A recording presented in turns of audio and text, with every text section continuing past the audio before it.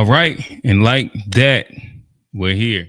This is Q Reacts. Yeah, we're gonna have some fun tonight. Got a couple things lined up. Feel free, chat, if you have any recommendations for us to listen to. Drop them in there. Outside of that, we're gonna have some fun. I got a couple things that I've put to side on like my YouTube list that I haven't quite consumed the content. Do want to do Shane Gillis at the Espys. I think that's going to be interesting. I've heard some good things off of that. I'm a hip hop head, so we got to do Cyhi to Prynce. He's been going semi-viral with that. Shout out G-Man 03. But that and Candace Owens has kind of made a couple different rounds. She has the Nick Fuentez conversation. She has that whole little feminist thing that she did. So I'll probably do a little bit of watching of that as well. But to no further ado, I want to start off with the Shane Gillis. We can start off with some laughs and giggles, I guess you could say. Again, chat, let me know any suggestions, anything that you be interested in me reacting to, us watching together on stream. I am open to suggestions as well. If you have, if you want to join the conversation, call-in link is in the description. Like it's going to be a real chill, conversational stream reaction. And yeah, with that said, push play. Shane Gillis.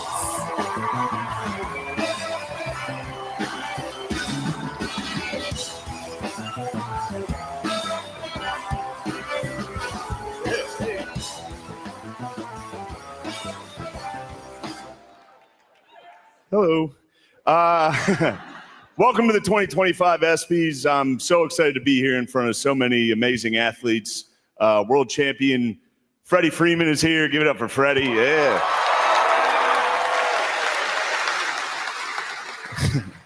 WNBA legend Deanna Taurasi is here. Give it up for her. My bad on that. SGA is here. Give it up for SGA. Hell yeah, bro. And now everybody sitting around him is in foul trouble. Mid joke. It's a mid joke. Megan Rapinoe could not make it tonight. Nice. No, we're going to pretend she's a good time. All right. John Jones and Nate Diaz are here. Hell yeah. I had a couple drinks with those guys last night at the hotel, and it was terrifying. Yeah, nah. What I will say is cauliflower ear run the other way. Those are the guys at the bars that if you understand, you understand. If you ever just play fight it with anybody that's ever been in wrestling, those are not the people that you really want to get in the fight with. Yeah. Donald Trump wants to stage a UFC fight on the White House lawn. The last time he staged a fight in D.C., Mike Pence almost died. All right. You don't have to do that. It was fine. The thing is, though, I do like Shane Gillis. Shane Gillis is hilarious. I think I've seen one full comedy special of his, and I've watched parts of another one. And kind of like his like brosphere awkward humor is fun. It's funny. His Trump impersonation is hilarious. I know that maybe he has like an autistic person and special needs person inside his family. And he kind of talks around like that concept a little bit. All that shit is hilarious in my opinion. I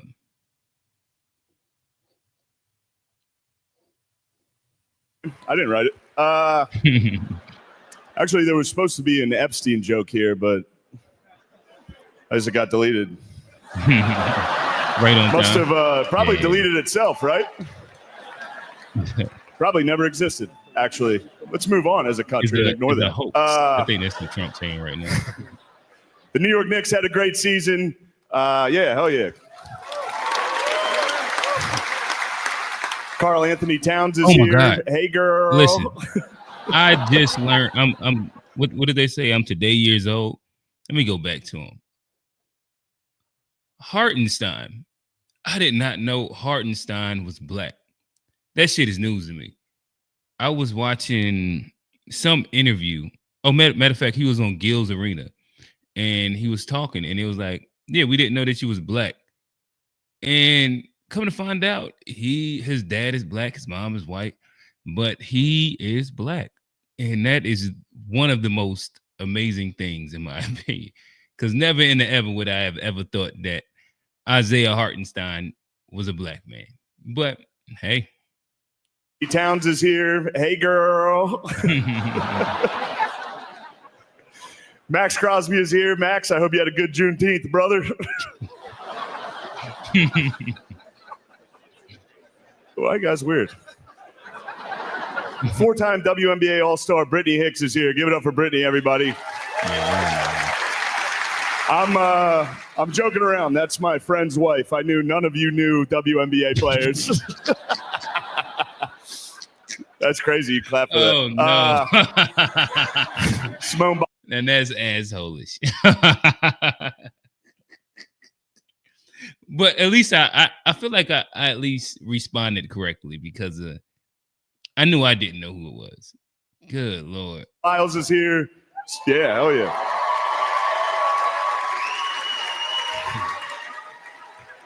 It's not bad. Simone Biles is 4'8" and has 7 gold medals. She's short and has a lot of gold. When she's not competing, she leads a quiet life at the base of a rainbow. You can see that. It's a leprechaun joke. If you tell Simone a riddle and she can't answer it, she has to give you all of her gold medals. No. That was the best one. See that Joe. That's probably the part that he's best at, is that even on the fail, he still can break the tension with like, oh fuck it, it's cool type of vibe, like a real bro vibe, I guess you would say, where he doesn't take himself too serious. Like this has to hit. Rogan actually wanted me to be here to host this award show so that I could capture Adam Silver because Joe thinks he's an alien, and Donald Trump wanted me to be here to capture Juan Soto for the same reason. It's an alien joke. Who booed up there, dude? Shut up. Aaron Rodgers did not take the vaccine because he predicted it would be bad for him. And then he joined the New York Jets. So maybe he wasn't right about everything. Shador Sanders had his jersey number retired at Colorado this year, and people are saying it's because of nepotism, because of his father, and it's not. It's because he went 13-12 over his career, and he almost won the Alamo Bowl. Definitely not nepotism, right? All right. Yeah. A big year for the WNBA. I love Caitlin Clark. Yeah. Hell yeah. Caitlin Clark, she and I have a lot in common. We're both whites from the Midwest who have nailed a bunch of threes. All right. There you go. That's funny. Lighten up a little. This is not serious. We'll see about this one. When Caitlin Clark retires from the WNBA, she's going to work at a Waffle House so she can continue doing what she loves most, fist fighting black women. See what you tried to do. Yeah, hell yeah. Who yelled? Drewski? Thank you, bro. Oh, John Jones. Yeah. What are you, nut jobs over there? Hell yeah. Shohei Ohtani couldn't make it tonight.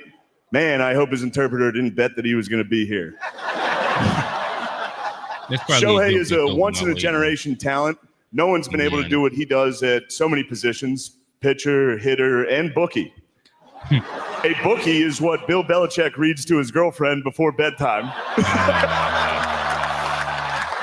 Now that one is funny. If you don't know, Bill Belichick, I think he's like almost 80. And he has a 20-year-old girlfriend. And yeah, she's kind of running shit down in Chapel Hill, to my understanding. Right now, I'm rating this. We at a 5 right now, though. The hype hasn't quite met. Might have to go back and watch some other Espys monologues to kind of see where it ranks, because this one's kind of like, But he still got a couple minutes. He's halfway there. All right, so he could heat up this last half. We'll see. They do. They read The Very Horny Caterpillar. The Little Engine That Could But Needed a Pill First. And of course, the classic Goodnight Boobs. That's my favorite one. Also, I'm not trashing Bill Belichick. First off, he's 73 years old and he's dating a hot 24-year-old and people are criticizing him. What happened to this country? We used to be a great country. He won 6 Super Bowls. Yeah, he's dating a hot 24-year-old. Maybe if you guys won 6 Super Bowls, you wouldn't be sitting next to a fat, ugly dog wife.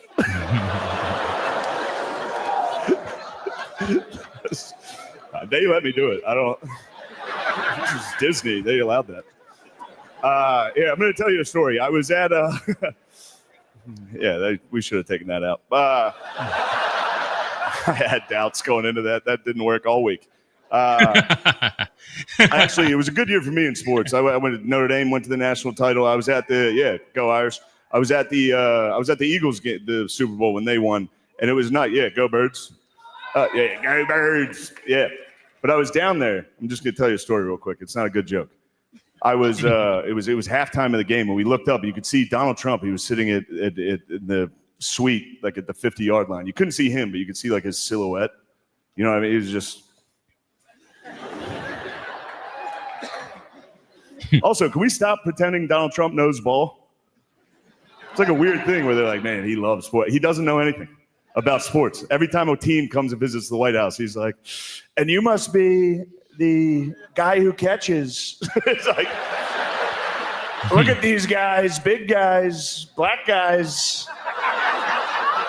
And that's just when the New York Liberty visited. They didn't visit. That's just a joke. But it was halftime and we looked up and we saw Trump. I was with my buddy and I was like, we should just sneak up there and try to meet him. And we did. We got into his suite, which turns out it's pretty easy to get access to Donald Trump, which is probably why he keeps getting shot all the time. We just got right in there. But we're in there. He doesn't know who I am, but there's a line of people and he's just shaking hands with everybody. And I was at the end of the line. But also I took a picture with him and I posted it and people got upset about that. What the hell? He's the president. If Osama bin Laden was in the suite, I would have been like, yeah, you're crazy. All right. But he's shaking hands with everybody. And it's very funny. Trump does this thing whenever he meets somebody for the first time, even if he doesn't know him, he gives him like a crazy compliment. It's kind of nice. Like he got to the guy next to me and he was like, look at you, you're beautiful. And then he got to me and he was like, look at you, you're huge. I was like, thank you, Mr. President. But he shook my hand. He stood next to me. So I'm just, I was at the end of the line. So there's no one else for him to shake hands with. So he's just standing next. I got to hear him breathe for like a minute. Just standing next to me, just. And then his daughter, Ivanka, walked over to us, which, by the way, so hot. She walked over, and it was halftime of the Super Bowl. I was hammered. I was like, hello. Your dad just said I was huge. So now it's me, Trump, and Ivanka. They're not talking to me, obviously, but I can overhear what they're saying. And Trump goes, Ivanka, how would you like to meet the president of soccer? And sure enough, the president of FIFA soccer was also in the suite with us. He was getting like nachos. And Donald Trump just looks at him and goes, ew. And the guy put his plate down and walked straight to us. And then Donald Trump didn't even look at him. He just kept talking to his daughter and he goes, this is the president of soccer. And they gave us the World Cup and they did that because of me. And then he walked out of the room. It was just me and the president of FIFA looking at each other like, that was crazy. That was a dumb thing to say. It was crazy. That was crazy being in that room. It's crazy to be in this room with so many legends. You guys are awesome. Oscar Robertson, that's awesome. Sugar Ray Leonard's here. Hell yeah. Sugar Ray, you're the man. But in 10 years, Jake Paul is going to try to knock you out. So take it easy. There's one thing I want to say before I get out of here, and this is a dumb joke. You guys aren't going to like it, but it's just a Norm Macdonald joke that I loved when he hosted the ESPYs, and I'm going to do it now. Travis Hunter won the Heisman Trophy this year. He's the first defensive player since Charles Woodson to win the Heisman. Congratulations, Travis Hunter, winning the Heisman. That's something they can never take away from you unless you kill your wife and a waiter. in which case they can take that away from you. Well, see, a lot of you don't like me, and that's okay. Yeah. So what I'll say is that it definitely wasn't what the hype was, for sure. I was seeing the Kobe memes, like he went and dropped 81, but maybe there's more. I do see that they have a skit with him and Drewski. I guess I could play some of that. I'm trying to hold off faith. I like Shane Gillis, but it was kind of mid. Guess that's the best way to put it. It was kind of mid, to be honest. Let's see if this lands. All right. And now this is very exciting. We have an exclusive movie trailer premiere. It's the untold story of a man who was instrumental in the Eagles' Super Bowl victory. Take a look.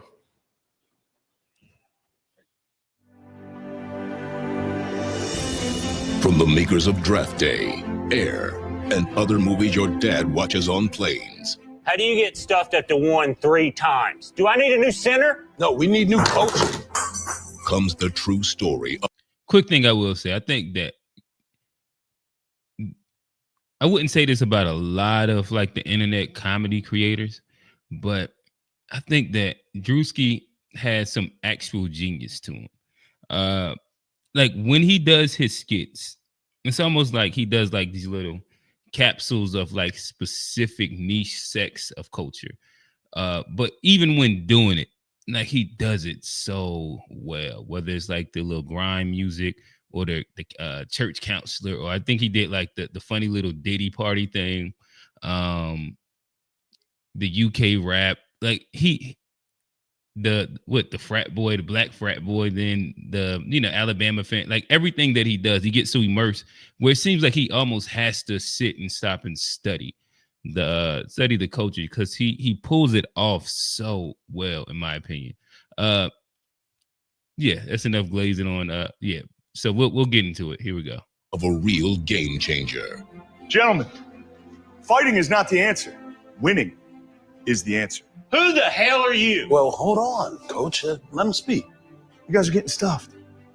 Can't get short yardage. Football's a game of inches. Right now, you guys aren't getting those inches. But I have a play. Been dreaming about it my whole life. It requires the entire offense acting as one. Yeah. A play that cannot be stopped. Hell yeah.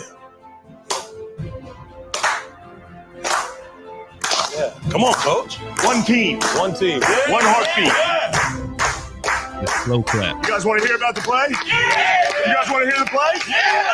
All right. Picture this. You're going to line up at center. All right. JT, you're going to line up right behind him. We're going to get two guys behind you. This is where the play gets good. At the snap, you dive right into his butt. What? No, I don't. And then both those guys behind him are going to grab him by the hips and shove him even harder into your butt. No, I don't. That doesn't even sound like a good idea. Hold That on. hurts. Let him cook. Let him cook. Then we're going to pull, maybe a tackle, maybe a tight end. Get more meat behind you. Players? More meat. Think Hey, yo. about it. 10 guys barging right into your back door. I can't. Is that even a legal play? Yes. It doesn't make sense, man. That's not how I play football. You guys play losing football. You want to win? We're going to ride your butt right to the championship. Can you draw it up? Behold, my masterpiece. It's 10 dreamers, 10 guys working together as one unit. Each one of those arrows represents your friends and your buddies for life. Shoving right in you for a common goal. Driving. Get under the cheeks. Explode. No, man. Hey, can I take my claps back? I like it. Shut up, JT. I need it like a JT. I got news for you. You're getting pounded too. This is my fault. This went a different way than I thought it was going to go. Don't you guys even want to know what it's called? I mean, does it have a cool name? Tush Push. Origins. The weaker, softer teams are going to have to get together and vote against it like cowards. Can you imagine being a football team and going and complaining about a play working too well? That's what's going to happen. Pathetic, right? I take it that's what actually happened with the Tush push, I imagine. Yeah. Now this was not what the hype was, to be honest, in my opinion. Yeah, if I'm rating it from what I've seen, I'm sure maybe he had more like of the funny, awkward, stepbrother esque type humor moments during the show, but yeah, this is mid. And I like Shane Gillis. Shane Gillis is like a hilarious interview. When I've watched him, he's hilarious with his stand-up. But I don't know, maybe he's not one of those guys who his shit comes across well in like the roast format, and then B, yeah, I don't know if the acting wasn't he ain't really do it for me. Nonetheless, everybody that's in the chat right now, if you have any suggestions, we're gonna kind of steamroll through what we have on the list. After that, we're gonna kind of just open it up. I will say the call in. I'll throw the call in into the chat as well. But the call in is in the description. If you want to kind of chop it up, chat, converge for a second. But nonetheless, with no further ado, I'm a hip hop head. I love rap, and I do want to watch the Cyhi. I've seen a couple small little segments, and I had to kind of stop myself. In which, yeah, Cyhi is one of my guys when it comes down to rappers that rap really well. That I will sit and consume an actual freestyle from him. If you're not familiar with him, Kanye ghostwriter. He's made a couple fire records, in my opinion, of his own as well. And every time he goes to the leakers, in which I guess maybe they done fell out because they call it Just Incredible Freestyles now. But nonetheless, I'm gonna push play on it. Cyhi, Just Incredible Freestyle series. I'm sure I'm gonna have to stop it more than enough times, so be prepared for that. But what I was saying is, chat, make sure that you drop suggestions in, because after we get through some of these, I will be taking suggestions and we'll have fun with that. Just incredible! Hip hop, baby. Okay, Just Incredible's freestyle series. Yes. Hey, you see who's to my left? Your favorite rapper's favorite rapper is back Who is on that? the That's, freestyle series. He ain't never lied. Every now and then you gotta do a little palate cleanse, man. Our brothers here. Yeah. ATL is touching I down. can make cocaine. Oh, I put purple on the jet like it's soul plane. let's just get Yeah. to it. Cyhi's here, baby. Mr. EGOT, y'all know who it is. Oh, let's A go. rapper's Okay, let me start like this. Since 94, I've been running through Georgia. I'm Forrest Gumping. I heard it's a bunch of crabs in the bucket. Make sure it's dungeon. Okay. It's been a long road coming. I drove from Cummins. But in ATL, the name rings in your ear like Lauren London. My Pocahontas, phenomenal, gorgeous woman. Okay. Maya Angelou, we really had oil pumping. Before the corporate funding, so more than a quarter onion. I'm talking bank off the glass like Jordan Duncan. Yeah. Y'all don't get it like Jordan Duncan. Thompson, the illest nigga alive. I'm Irvin Johnson, rappers over. For a second, I didn't catch it, but then off the glass, Jordan Duncan. Yeah. All right, we there. All right, let me tap in. We got Cyhi. Biting, they might need an orthodontist. What else? Niggas broke and What else? get it like Jordan. Before the corporate funding, so more than a quarter onion. I'm talking bank off the glass like Jordan Duncan. Y'all don't get it like Jordan Duncan. Thompson, the illest nigga alive. I'm Irvin Johnson, rappers over biting. They might need an orthodontist. Niggas broke, I hit dying over nonsense. But the gunman is from Glenwood, he really gon' slaughter something. No. I'm the Boston, Georgia Chronic, and don't ask me about Ye unless you gon' order something. The legend from the South Side, known as the... Wait. Is that a Kanye diss? Don't ask me about Ye unless you're gonna order something. Again, this is Kanye's old ghostwriter who is no longer around him at all anymore. Yeah. Don't ask me about Ye unless you're gonna order something. The whole biting orthodontist line, what did he run into that with? And the thing about Cyhi that's also super fire is the fact that like he can keep the rhyme scheme going and still go bar for bar for bar for bar. Most guys can't do that. He keep the flow pattern and the rhyme scheme going, and he just delivered back to back to back Middle East, and if I don't, I'm the Boston, Georgia Chronic, and don't ask me about Ye unless you gon' order something. Okay. The legend from the South Side, known as the Middle East, and if I couldn't see North, and I was Mr. West, yes, that'll fuck up my moral compass. Oh, no. And Oh, no, from it the is. South Side, known as the Middle East, and if I couldn't see North, and I was Mr. West, yes, that'll fuck up my moral compass. The Nostradamus of rap made a fortune from it. From the A where the cash is clay, but I'm no Muhammad Islamic. I'm plagued by my own vomit, my flow bubonic.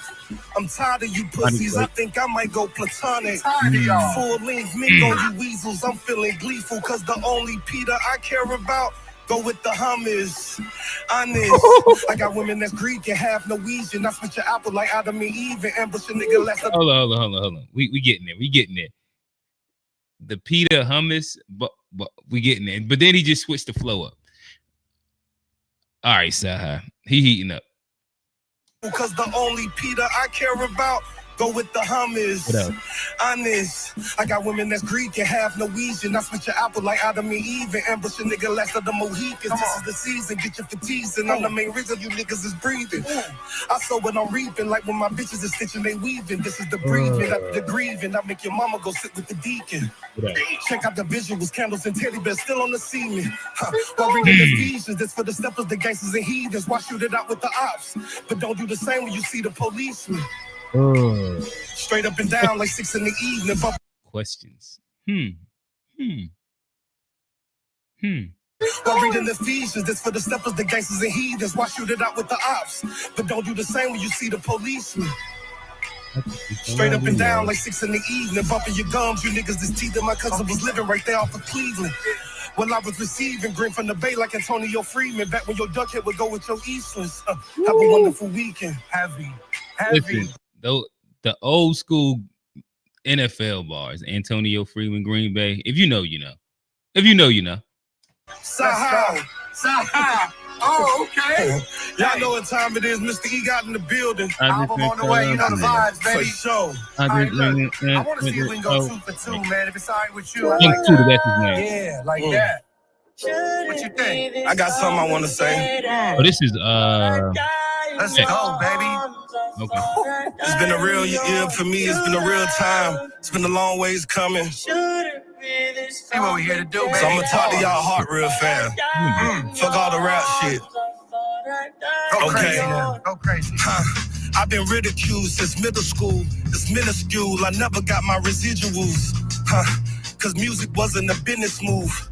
It was more like therapy for the niggas who never learned how to read. And Right. And that's one of those things that kind of kill me now when it comes down to just being like a consumer of the arts, where most rappers today, their whole shtick is I'm only doing it as a hustle, where it takes away from it as an actual art form, because then now you don't have actual real artists. You have people that are, in essence, grifting off the art form. And that's the death of a real art form, to be honest, is where it's pushed as profit-based and not specifically any version of real gatekeeping to artistic integrity. And I think it's just a really good point that we can complain about music a lot, but right now the value system isn't based on actual artists, and artists are letting you know that. Yet, because of streaming and popularity XYZ, they still are able to kind of hit the numbers and the metrics that allows them to stick around. That's my quick little music monologue. Here we go. till they finished you. Like a criminal in a civil suit, trying to beat the traffic. It was more like therapy for the niggas who never learned how to read until they finished you. Like a criminal in a civil suit, trying to beat the traffic. My charges wasn't municipal. So many accolades, shawty, I'm hard to introduce. Yeah. Start the interview. What do our children do when their mamas move them to a place that they didn't choose? And it's a blood neighborhood. And you heard they rolling down the street like gin and juice. I'm who it was written to. The closest rapper to Marshall Mathers, I'm living proof. Tupac in the physical. I'm smoking moon rocks, coughing, holding my genitals. Then I moonwalk with 2 Glocks, they identical. The sharpest in the toolbox, don't get it misconstrued. Yeah, it's cool to be a ghostwriter. Yeah. He fit it in there. I get it. It was almost a reach, but it landed.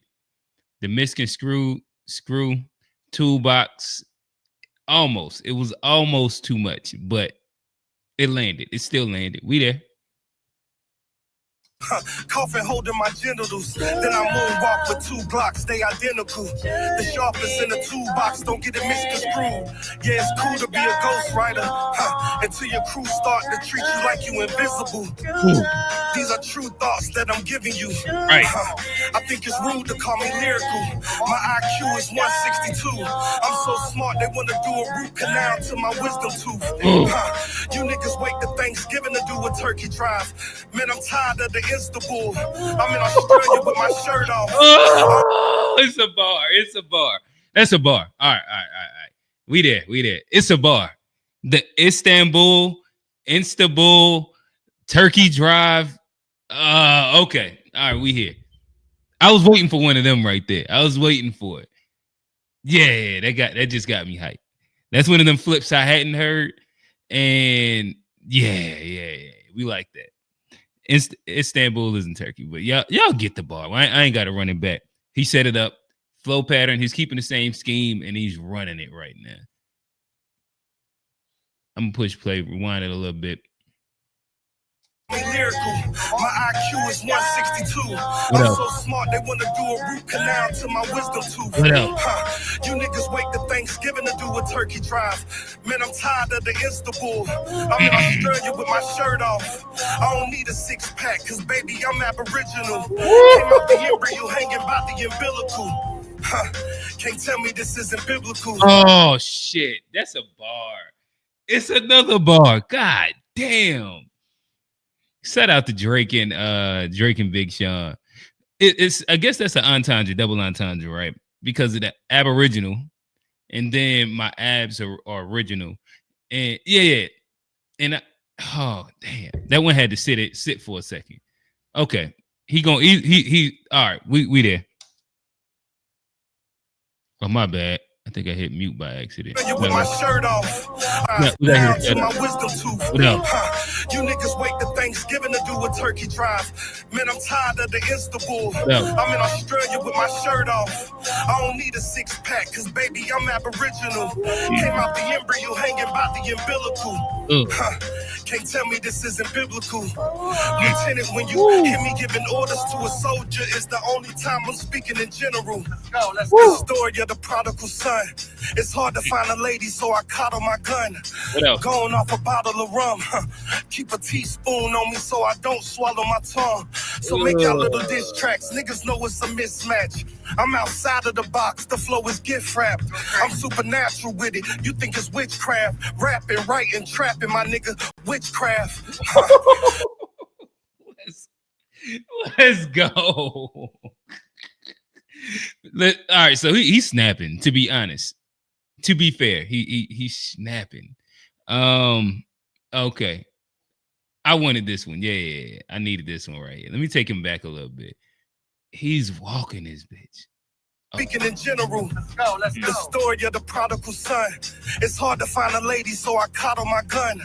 Going off a bottle of rum.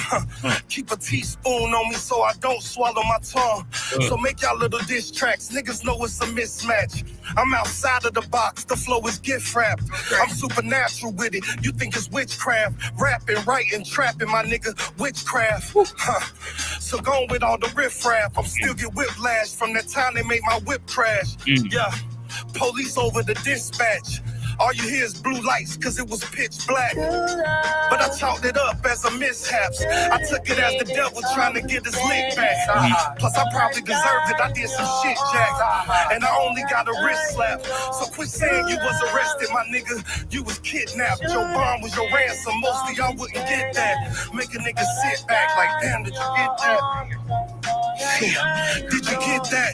You ain't never had to help your partner clean a shit bag. Ever heard a grown man holler while he getting stabbed? That shit left him with a big scab. Damn, that took off half of his face. He need a skin grab. So many fist fights, my ears started a cauliflower. Keep it with me when I'm inside the shower. Try me, coward, the pistol was right beside the towel. Ran out of baking soda, all we had was washing powder.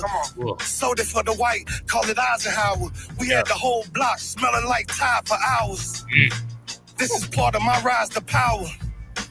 This is part of the higher power.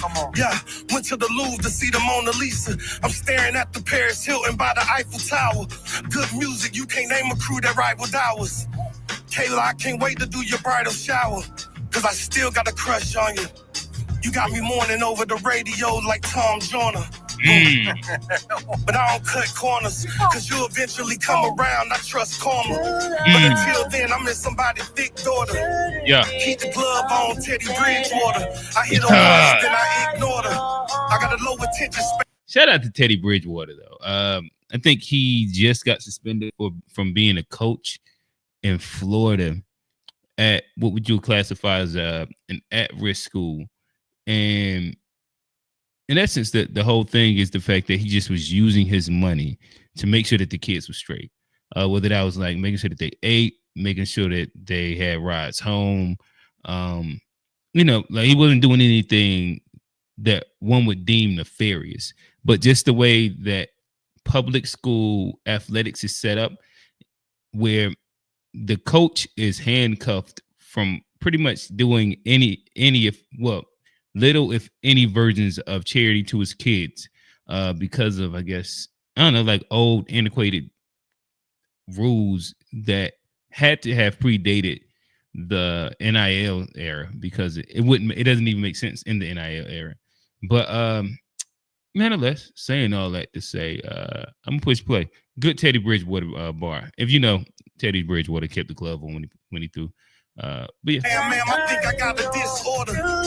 Keep the 5'7", not an inch shorter. Crazy. But I don't cut corners, cause you'll eventually come around. I trust karma. Yeah. But until then, I'm in somebody's thick daughter.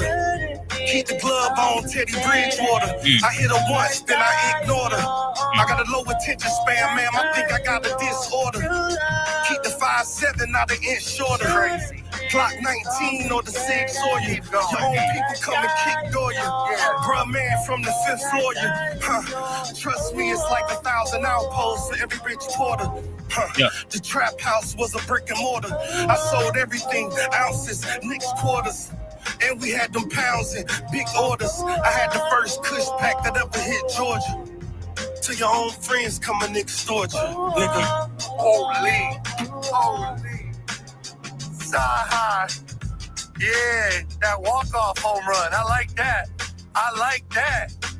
Oh, man. Hey, my brother, I appreciate you pulling up like that. Always taking a platform. Yo, you know, when they ask me my favorite freestyles, this man right here, Cyhi, you know it's love every time. Yeah, in like that. Suit. Just Incredibles freestyle series on Power. My dog did it in a suit at that, right? Now this, I'm gonna rate this is 8.5. If he had kept, because he caught momentum at a second where he just was running it. Towards the end, like the thing is that his bar of rapping is so high that it's hard to kind of be like it was mid, but like he caught traction at a moment and he really turned it up, and then it was kind of it wasn't like the lines didn't stick out as much. Again, it's still the bars on time just was there, but before we get into the Candace stuff, they want to kind of have a little more fun. I do remember this freestyle right here. I've watched this. I haven't listened to it in a while, which I thought it was like really, really good. Hey, chat, talk to me. What is your favorite freestyle, radio freestyle? Send me some recommendations really quickly before we move off of music and go into more of the political, social sphere. Or chat, if y'all ready for me to hop over there, let me know. And I'll navigate that way now.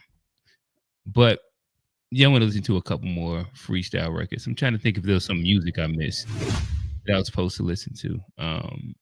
Yes, sir, baby. On the Radar Radio Freestyles. Yo, Southside Vic in the building. I'm gonna step out. He gonna step in. All right, let's go. Hey, easy. Fine. Somebody who can rap in this bitch. Southside my name. I left all my chains in the D. I didn't bring the crew. Nobody behind me is jumping around. How that shit cool, but I need y'all to focus on me. What else? All right. Let's get this bitch popping and bubbling and steaming. Fuck all the niggas and fuck all they reasons. I wanted Pam, what the fuck is a Gina? I wanted J-Lo back when she played Selena. I was in Tampa, I seen my old teacher. He asked for a feature, I'm up in the ante. I feel like Jamie when he finally fucked Fancy. I also write jingles, come get you a hit. Before all of this, I work customer service. She say that makes sense, boy, you nice as a kid. I took a band and I bet on the Bengals. If Burrow don't win and I barely got rent. I'm chained to fuck up like a century Minos. I'm chained to fuck up, but I can't play the fence. I hit the casino with all of my C-notes. I feel like Ray Charles cause I keep taking risks. For those who don't know, I'm Southside Vic. Everything goes, everything switch. They love me at the Chelsea, they adore me at the Ritz. I got 5 hoes, I deserve 6. Wanna do it big. When I was a kid, wanna be one thing. You know what that is? A baller, baller. Baller. I'm gonna take some of my take shit. Wanna be a baller in the shot caller. I know I'm God's favorite. I'ma still pray for olives. Fuck around and call them, but I can't call it. I'm a trendsetter, might bring back hydraulics. I'm buffed up, brolics, like alcoholic. Hit the dice game. I'm surprised they ain't Robbie Rose 7 back to back. Heard somebody in the back scream out Luka Doncic. They did, I promise. That's an underrated bar. Good Lord. You can't sign them. Wanna sign me? You gotta sign my brothers. I'm just like Giannis. Wanna sign me? You gotta sign my brothers. Can't have one without the other. Y'all better ask Bubba. I'm a bad motherfucker. Chad say it's my turn. Bobby say it's my nigga. I know it's my turn. Everything I make butter. I can't rock with these niggas. I'm Rocky in Russia. Been a cold summer. Hope you ready for the summer. I need Chloe off a gunner. And it's not a shot at gunner, nigga. That's a shot at Chloe. I'm that nigga. You know it. Ninja Turtle ooze. I'm in New York glowing. I'm in New motherfucking York. The journey here in one short. Used to be baby boy. Not no more. Now I'm more Snoop Dogg. Fuck your Portland, nigga. I'm on the radar, of course, but I am more off the charts. I'm on my son gonna bury me. I cried during that part. And John Q, I relate some say I got too big a heart. Cut a piece. All right, y'all.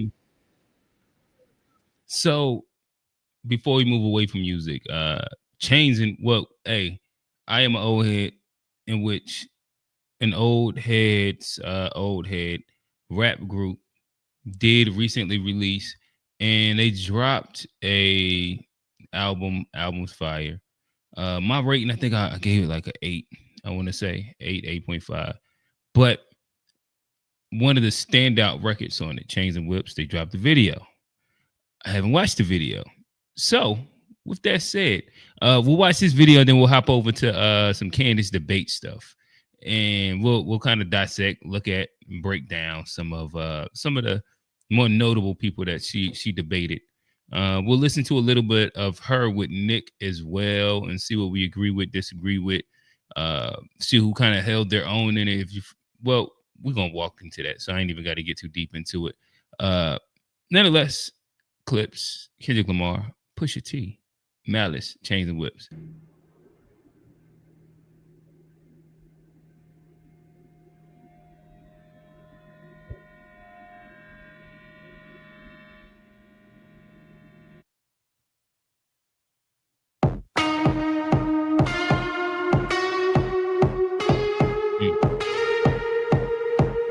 Strong album. Like 2 hooks. Maybe one. All in all. Uncle said, nigga, you must be sick. All you talk about is just get rich.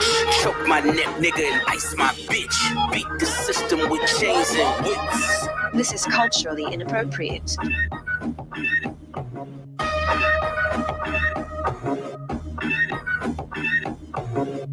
You run from the spirit of repossession. Too much enamel covers your necklace. I buy bitches, you buy them sections. You buy watches, I buy collections. Misery's fueling your aggression. Jealousy's turned into obsession. Reality TV is mud wrestling. Some sign checks I know better than. Beware of my name that there's delicate. You know I know where you're delicate. Crush you to pieces, I hum a breath of it.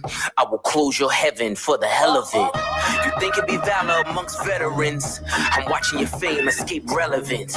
We all in a room, but here's the elephant. You chasing a feature out of your element. And those lab diamonds under inspection. The question marks block your blessings. There's no tombstones in the desert. I know by now you get the message. Uncle said, nigga, you must be sick. All you talk about is just getting rich. Choke my neck, nigga, and ice my bitch. Beat the system with chains and whips. It don't take much to put 2 and 2. I ain't gonna lie. Earlier today, I also just found out that Malice is 52. Top tier old nigga rapping. Top tier old nigga rap. Like most of our favorites is like 45 had to be it must be a crazy year when you get older, because it feel like once all of them hit 45, outside of maybe like Jay-Z and Nas, like it just like started going downhill. Wayne downhill. M downhill. Like all these cats, it just seemed like once they got to a certain time frame, shit was hurt. But yeah, nonetheless, if you're coming for the Candace Owens conversation debate, I'm looking at that next. We did a little bit of Shane Gillis already. I do want to finish off this video, but yeah, nonetheless, when I heard that he was 52, yeah. Chat, let me know what y'all rated the Clips album.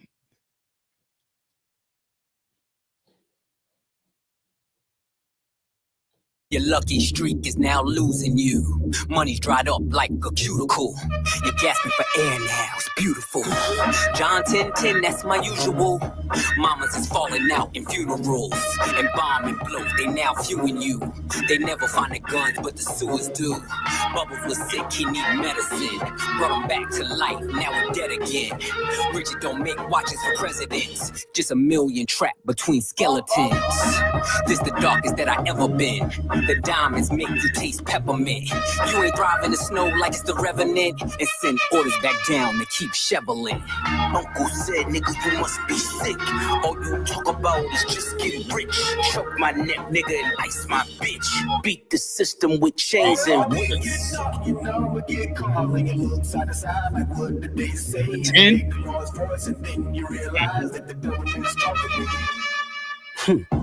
I'm not the candidate to vibe with. Okay. I don't fuck with the kumbaya shit. All that talent must be God sent. I send your ass back to the cosmics. The things I seen under my eyelids. Kaleidoscope dreams, murder and sirens. Let's be clear, hip-hop died again. Half of my profits may go to Rakim. How many Judases that let me down? But fuck it, the West Minds, we right now. Therapy showed me how to open up. It also showed me how I don't give a fuck. I would have loved to have Kendrick in the video, though. But to each his own. I get it. I get it.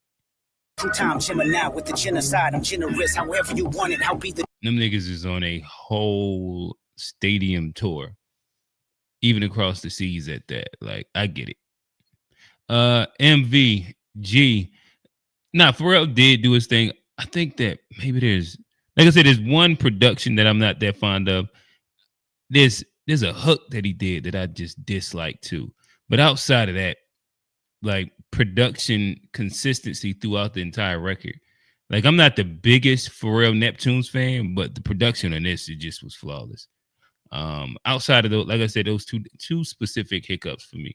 Gentle kind, gentlemen and gangsters connect. The agenda of mine, move niggas up out of here. This shit get gentrified, heavy jeans like Genevieve's. I drop your Pentagon and show up at your gender reveal and tell them give me mine. I son niggas, I am the general. Wear my gin and juice. Every song in the book of Genesis, let the sonics boom. Niggas want the tea on me. Well, here's the ginger root. I generate residuals, bitch. Get off my genitals. They say I couldn't reach Gen Z. You fucking dickheads, you must be full of that ginseng. Here comes the jinx, yeah. They genetics been synthetic, screaming they genius. A finger wave, they all fall. Niggas is Jenga. God gave me light, a good year full of free will. Trump card, tell me not to spare your life. Kendrick is just one of them ones. like I can go in a whole Kendrick rabbit hole where we'll end up at Overly Dedicated or something like that. But Kendrick, yeah, like when it comes down to just rapping, he's a rapper's rapper.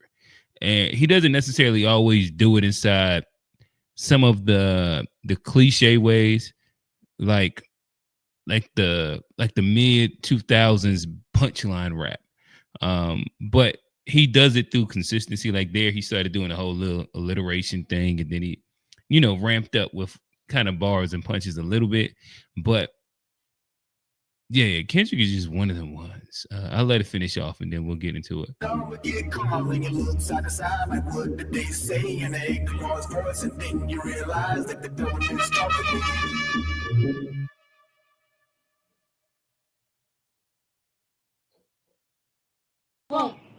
Grinding, you know what I keep in the mind.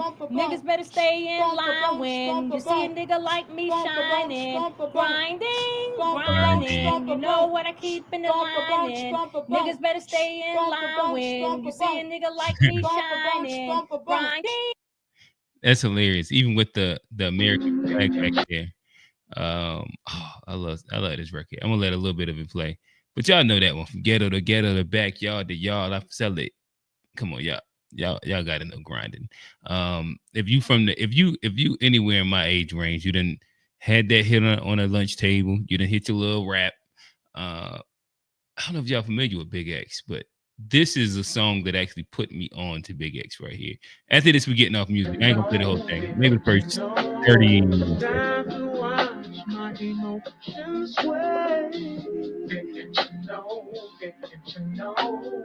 Tony calls.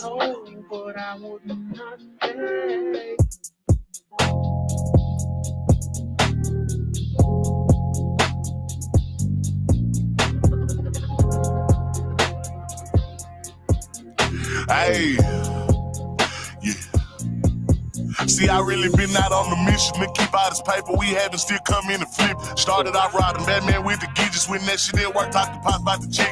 All of them talk, my bad ass still ain't listen, was living, but taught me the ways of that kitchen. Don't need me a pot, I can microwave whip it. I bang the high seat just like a Christian. Went from that set to the spot, now we living. Still running their mouth, they gon' die about the minutes. They bitches and most of them not from the trench. Come to my block, come and see how we living. We chillin' with Glocks and I got extensions. Moved to the north, cause I seen they was winning. Go ask about it, got a spot, had it spinning. I went from balling the clutch and the sinning, was robbing. He don't give it up, then we kill him. One-legged partner, 5K, he a killer.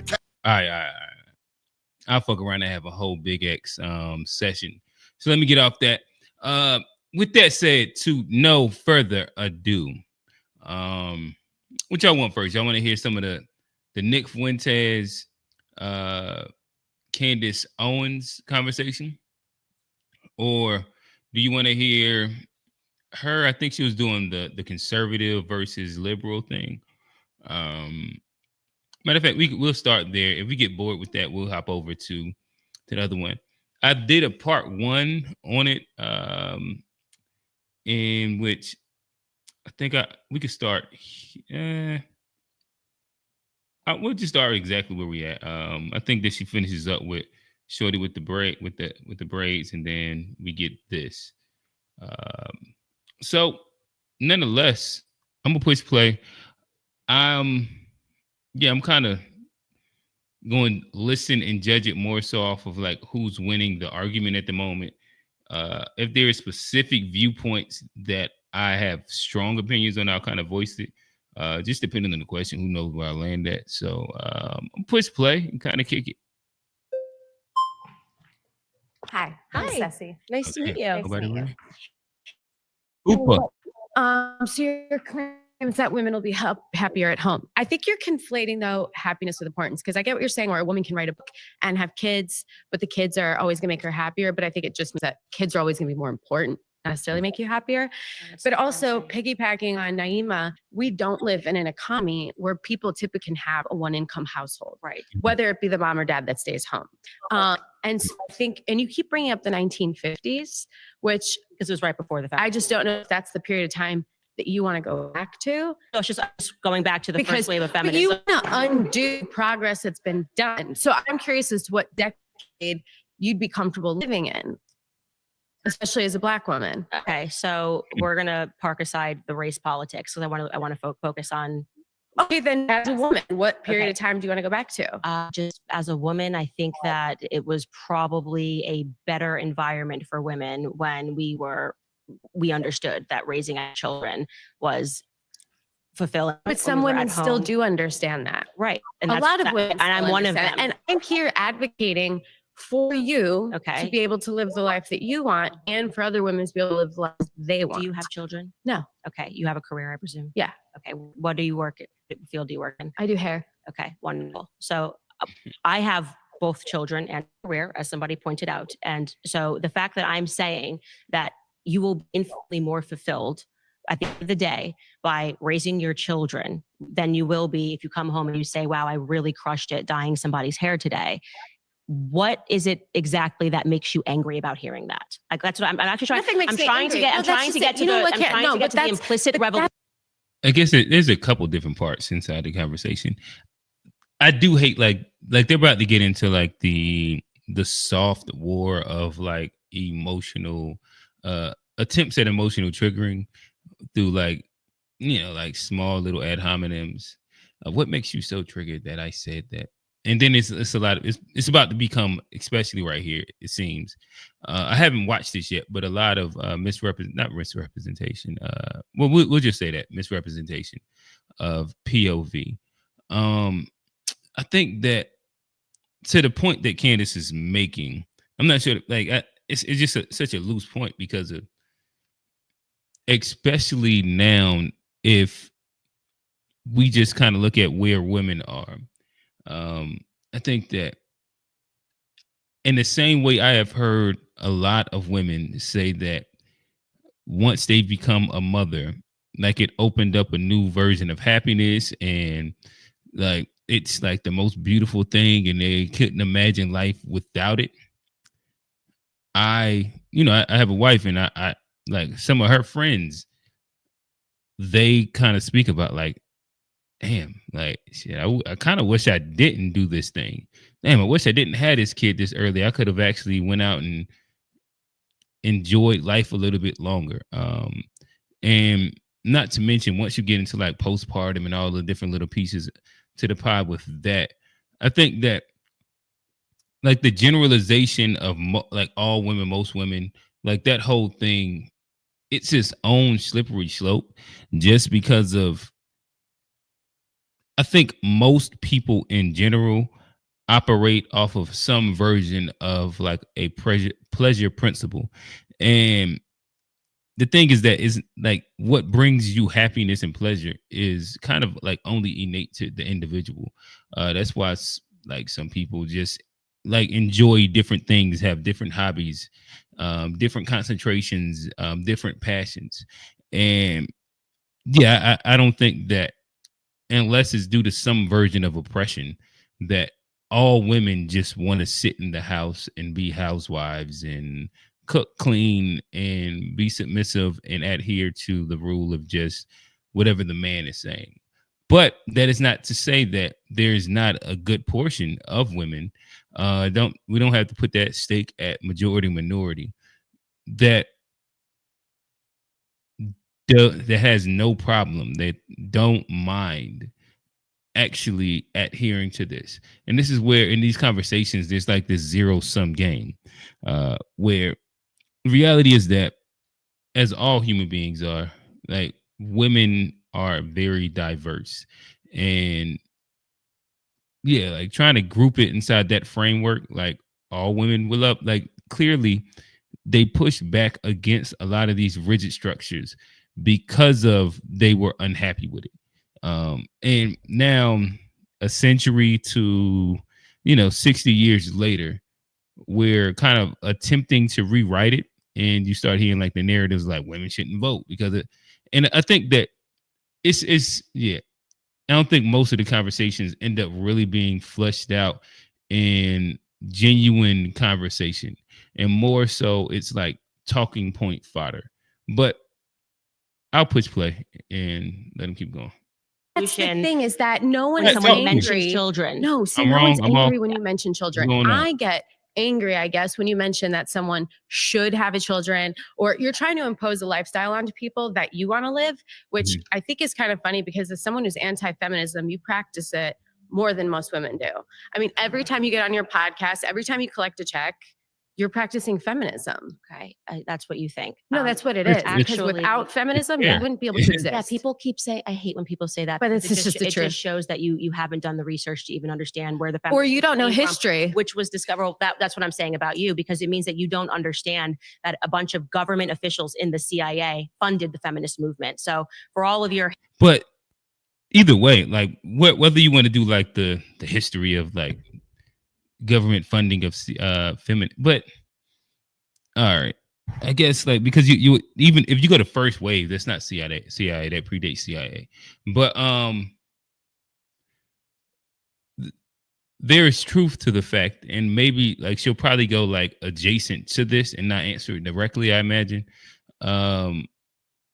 Candace, and this is like the issue with a lot of conservative talking head women, is there's a natural hole of contradiction that you fall into when you advocate for the trad life, I mean the trad wife thing. And women are most happiest without career XYZ while pursuing and hunting a career. Like Candace, she does work 5 days a week. She at least minimal 5 days a week because she has her podcast, and again that's going to do with prep. That's going to deal with what happens afterward, and with at minimum that's a 5-hour work day, and this isn't like specifically counting in research, like getting all the clips together. And her show's fairly well ran if you watched it, where she does a lot of it's really structured and she's well researched inside the tangents that she goes into. I'll push play, but I do think that I'm interested to hear if she does address directly the feminism comment as it pertains to her, because of she is the byproduct of feminism. She's just talking against it inside like almost like a male POV, but she is a byproduct of it. Like she's still attempting to work while having 3 kids instead of just solely being a stay-at-home wife and only tending to the kids. Like she's ambitious. She still wants to be, in essence, like a leader, a pillar, and the best in her field. And that is pieces of second and third wave feminism. Hatred for the patriarchy. I'm so confused. And So my question is it bad that they funded it or bad that it just happened? Men wanted women to go into the workforce. The government, which had a lot of men, it was being. Are you talking about because World War II occurred and we had to go to factories, and then when we left the factories, they forced us back into the homes? That's not what I'm saying at all. So let me tell you what I'm saying, and then you can respond to it. Go for it. Gloria Steinem is considered to be a feminist icon, right? Because she led these protests. She also had a bunch of music festivals. She got students involved. It is just a fact that Gloria Steinem was funded by the CIA, okay? The CIA, being the male-dominated CIA of the 50s and the 60s, funded those movements. All right. But like like she's doing the thing that like when you have dialogue with a lot of people, you'll see this happen often, where even if there is a corrupt actor in a movement or a thing, that doesn't mean that is like a broad representation of the entire thing. And that's what she just used, where like this person worked with the CIA, so then therefore all of feminism is bad and is a CIA co-op or psyop, I guess you would say. Got to be careful with that. So what do you think was the explicit aim? Do you think it was because the government really wanted you to be more free that they wanted to encourage women to enter. Well, I have to be honest with you, I couldn't speak on behalf of the government. Okay. You know what I mean? And what their intention I think it's important because you with just that. said that I don't know history. And I think it's pretty important if you're going to sit across from me and say, I don't know history, that you learn a piece of history and then question as you keep bringing up men. And I think it's funny because we should talk about men more. Like you brought up suicide, they're 4 times more likely to kill themselves. which is why I don't And while think- women, we're twice as more often on antidepressants, but that's because we go out and do what we need to do to keep coping. Because we're not happy. And we need to focus on men and the patriarchy because it's actually oppressed them just.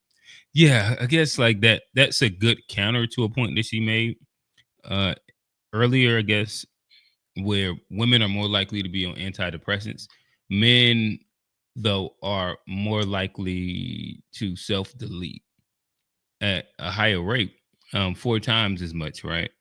And so in general, it just sounds like there is a bunch of people that are dealing with shit.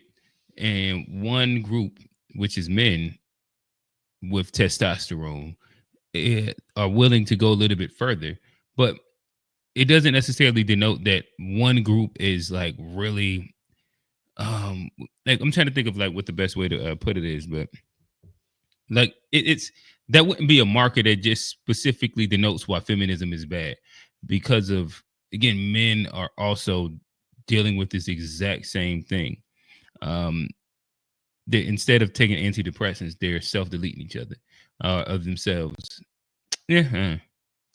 As much as women now emotionally, right? Because when we're kids, our parents teach us how to cross the street. Look both ways so you can get the other side unharmed. When a boy comes across a feeling, and I'm using men and boys here because they're the ones suffering, women are too, but emotionally, when they come across a feeling they haven't felt before, we have to teach them how to get to the other side and cope with it. Otherwise, they stay where they are.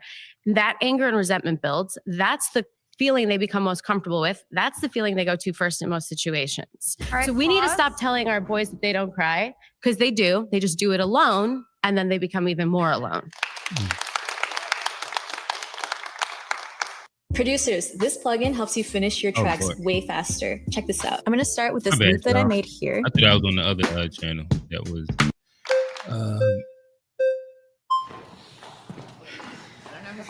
All right. Jasmine. Oh Lord, this is the 304 lawyer. I forget her name. Is it Jasmine? I want to say she used to be on Fresh and Fit, and she used to fuck with Destiny, I think. This will be interesting. Nice to meet you. Okay, so you say that women are more fulfilled at home with kids than going out into the workforce or getting educated, but that just really doesn't bear out when you look at the stats, when you look at how working mothers are way less likely to be in poverty. Maternal education is the #1 predictor of childhood outcomes. Better. All right, let's listen to this again. But yeah, she's no slow leak. She's no slow leak at all. Bitter Medicine Podcast. What's going on, brother? Good stream y'all had earlier. I hopped out for a quick second. Good stream though. Make sure that y'all go support Bitter Medicine Pod. I enjoy the guys' content there on the Pan-African side of the game. But yeah, like they shoot the shit and you know, talk. It's just really good conversation within the diaspora. But nonetheless, I'm gonna push play on this. Let me take it back a little bit. Oh, you say that women are more fulfilled at home with kids than going out into the workforce or getting educated, but that just really doesn't bear out when you look at the stats, when you look at how working mothers are way less likely to be in poverty. Maternal education is the #1 predictor of childhood outcomes. Better scores, getting higher incomes in the future, fewer behavioral problems, better mental health. So it's weird to me and college educated women are least likely to get divorced. And they're the only women, the top 10% of women are the only women whose marriage rates are going up. So they're getting married, they're staying married, and their kids are doing better. She is running like a couple of those interesting counterpoints to when people tend to have these conversations where, like you said, the top 10% of women, like their marriage rates are actually going up. I think one of the other interesting conversations is women that are college educated. They're more likely to initiate divorce, but they get divorced at a lower rate. So, like, if the divorce is going to happen in a relationship, they're going to do it. But compared to like the masses, they get divorced a lot less. So they're way more likely to stay with their partner, though. And like, so like success rates of marriage when you're college educated is higher. So like, that's another interesting little piece to it. So the higher earning you get, the marriage rates is growing. And if you are college educated, you are more likely to have a successful marriage. It's like I said, an interesting little piece. When people throw out a lot of the stats, that's one that's often kind of like swept under the rug. When you look at stay-at-home mothers, you see that they're more likely to report being depressed. They're more likely to report having anxiety and anger and all these types of things. So how can you say that? Seems like a woman, if you want to get married and have kids, you should go to college and have a career. So it sounds to me like we are looking at totally different statistics, because everything that you said, I've actually read the exact opposite. I'm glad we're on a fact check show with you. Right, exactly. Oh, it's so exciting. That's going to be amazing. Okay. Because I know, like I said, I think what we're talking about is that there was this widespread report on female happiness, and I know that it was formally debunked, and it was that's not what I'm talking about. Pew Research, right? Yeah, like a happiness study is kind of such loose, like it'd be hard to kind of quantify that properly.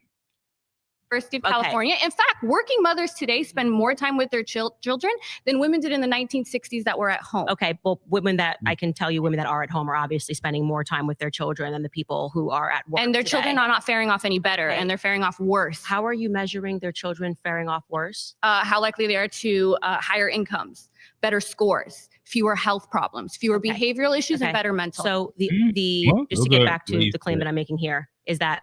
Oh, damn. She had to pivot off of it. Damn, don't let the 304 lawyer catch you now. Come on, Candace. I need a couple dubs here. But what she like, those are fair ways. Like if somebody asks you how are you measuring success, in my opinion, what she named are fair metrics. Kofi, hit the call in, bro. We got the call in popping. Pull up if you feel like it. I'm kind of going back and forth on this this Candace Owens feminism debate. I might look at a little bit of her back and forth with Nick and kind of see exactly what transpired, what happened. But yeah, shout out to Bitter Medicine Podcast. I'm just kind of shooting the breeze right now. Feel free to call in, links in there. Feel free to call in, pull up on me. But yeah, I'll push play. But yeah, my bad. I was also saying that the metrics that she ran down, in my opinion, are fair metrics when it comes down to how you would measure success. Like if higher education, higher income, better test scores, better mental health, and less disease, I think she said. I don't know. I'll push play again. Let's proceed. Behavioral issues and better mental. So the just to get back to the claim that I'm making here is that it is obvious that women who have children are going to be more fulfilled. Yeah, Kofi, I'm literally watching it for the first time. That's kind of like what I'm doing. If you want to pull up and react with me, feel free. That's anybody in the chat. If you want to come react, I'll pull you down on pause on the screen and allow you to give some commentary as I'm doing my stop and pauses.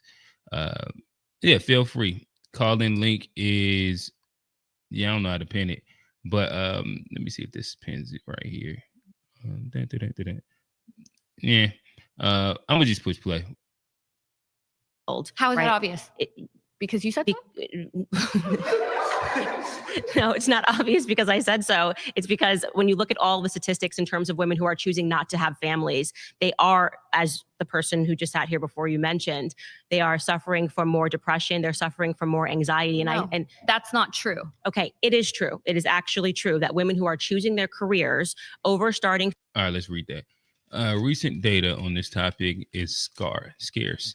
But CDC data shows that from 2015 to 2018, women were more than twice as likely to take antidepressants than men.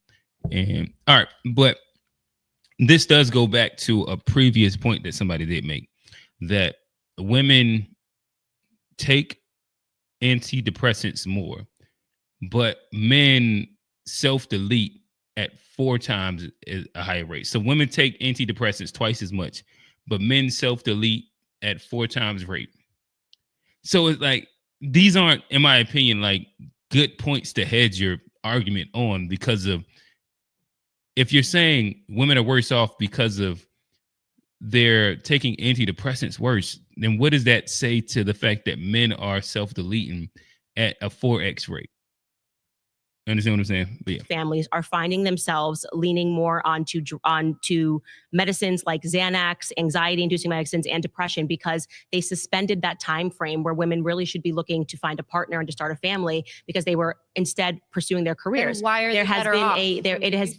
It is a dishonest, it's totally a dishonest narrative that men and women want the same things out of life. We don't. We absolutely do not want the same things out of life. In fact, we don't even measure success the same.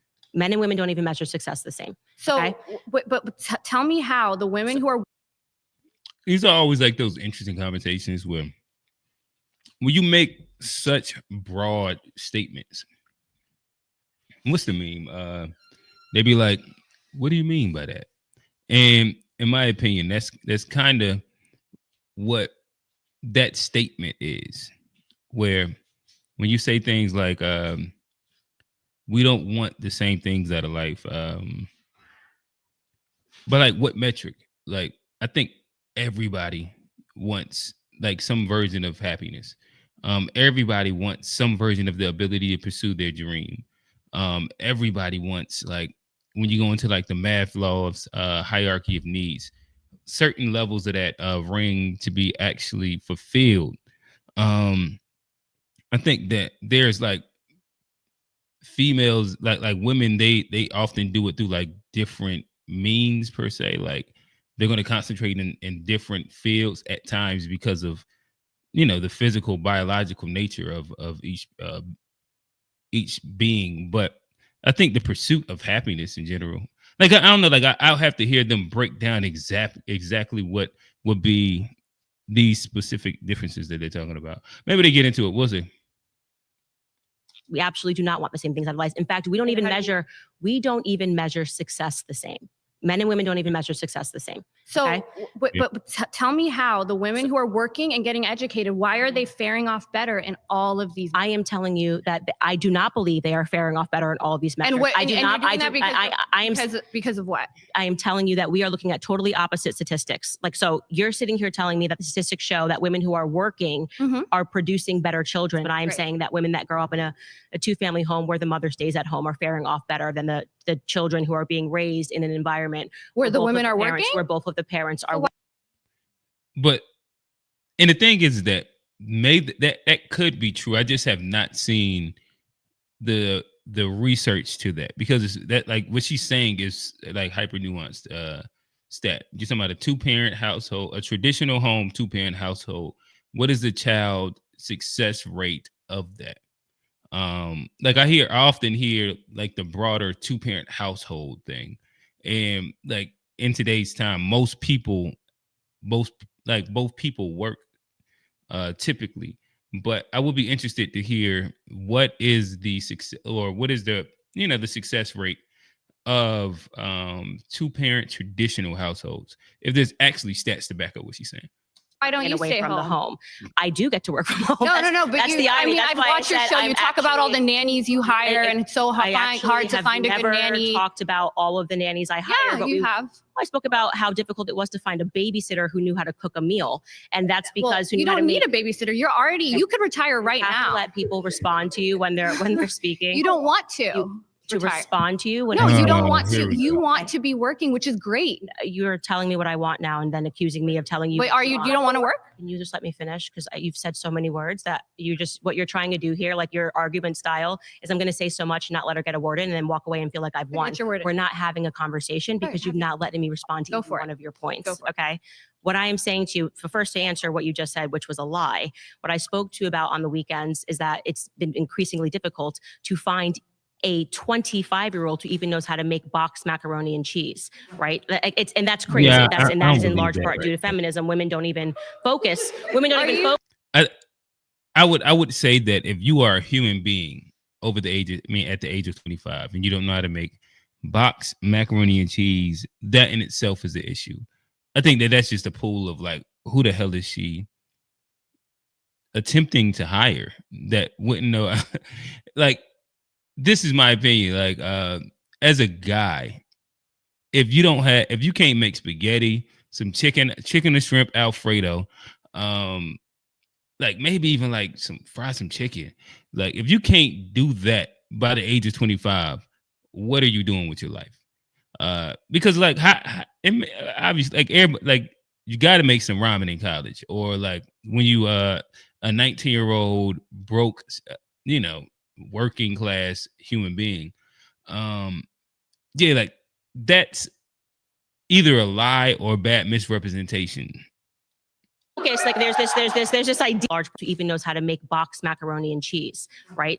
And that's crazy. That is in large part due to feminism. Women don't even focus. Like there's this idea that women shouldn't be cooking. Like there's something fundamentally wrong with women even learning how to cook. Are you know what I mean? spending as much time with your children as you possibly can? Because that's the way to get the most fulfillment. No, and that's what I'm trying to say. I am speaking to you as then stop. Okay, could you please let somebody get in? I did. Word I let you finish. You're not. You I actually did. have not let anybody finish. And like I said, have. it's no one benefits when you're just speaking over me and not allowing me to respond. All you're proving is that you have an attitude and you believe in feminism, but you're not. That's what I'm saying. You just have an attitude, and it's not trying cute. It's performative. I'm actually my point. I will be. I get. See, the thing is that like if Jasmine just pulls back and have just a little more decorum right here, like she almost might have had like a sweep in the conversation. Right here is like she's giving the out though, just off of like the cutting off. Like it's getting catty to an extent, and at this point now you have the way to pivot out and still be like, I kind of won the conversation, or this person was just not allowing me to actually express my entire opinion. Hearing her elaborate, like she'll probably walk herself into a little bit more of a hole, but the issue is right now, y'all, they're getting into like that catty space. And I think the Jasmine woman, she feels the win. So like she's celebrating early. So she's like, you know what? I'm a troll now. I'm gonna just kind of get my shit off. And I'm sure that's gratifying for her, but I don't know if that wins this part right here. Quiet if you address my point. Does anybody actually feel here that I am being allowed to address any of her points when she just keeps running over me? Like I'm literally trying to answer your first point of you saying that I don't stay at home. Yeah, fair point. Really weird. Yeah, fair point. Obviously, I get that you're all anti-Candace and pro-feminist, but also it's not productive if you're not actually. Okay, address the point. You spend more time saying that I'm not addressing, that you don't have a chance to talk. I mean, the whole time you could have addressed the point. Okay. You could have talked. I go for it. Just want you to know that you're not coming across as somebody who wants to actually have a conversation. So to get back to the claim, because I don't even know where you're at. You're now talking. You're saying that I said stuff in my podcast. I'll go wherever you want to go. I never said. I'll go wherever. Do you want to start and with? This is where I'm saying, like, just let her get through it. Give her just the 30 seconds. So then she can't have the excuse. And I think that she's able to lean on the excuse now. Like, well, you didn't let me. And she's kind of painted that narrative now already. Where, well, obviously she didn't let me finish. You had her inside a like, if she was in a box, if you'd have just allowed her to finish it, you'd have been able to tape it closed. But, to each his own. Me working at home, because I work at home. You just said something about me working You at travel all around the world. Okay, you do speeches, and I love that. I love how ambitious you are. That's a really great trait. And if you were truly said that, you would be more fulfilled. Now, one thing you do find is women, they don't want to stay at home when you pull them. They just want flexible working hours and flexible working conditions like you have. And I think we should all advocate for that. It's not one or the other. But when you sit here and you go, you'll be more fulfilled doing this and spend all your time doing that, we would love for you to leave the public eye and go focus on what makes you fulfilled. Okay.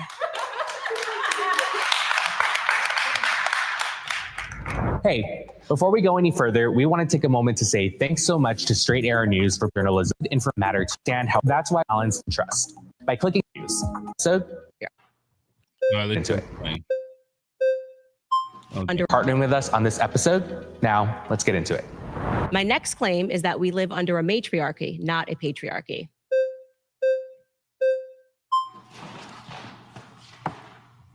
Hi. Hello. Nice to meet you. It's a pleasure to meet you. I'm Princella, the Queen Maker. Oh Lord. Hey, listen, they got the all-stars on here. I ain't gonna lie.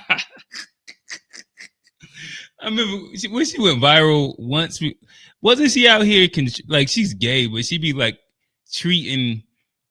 She be treating women like the manosphere niggas, and oh no, they got what's her name? Princella. They got her on. This is going to be hilarious. I think she was like an army sergeant or some bullshit, or she was somebody inside the military. And she turned gay, even though she was like married and got a kid or something. And then she started abusing. I don't know. It's like wild, crazy stories. I don't want to like misrepresent exactly who she is or, say something incorrect. But she's an interesting person. Like, she's along the lines of some of those manosphere guys where, they speak with a lot of conviction, even when they're talking out their ass. So this should be a very interesting verses right here.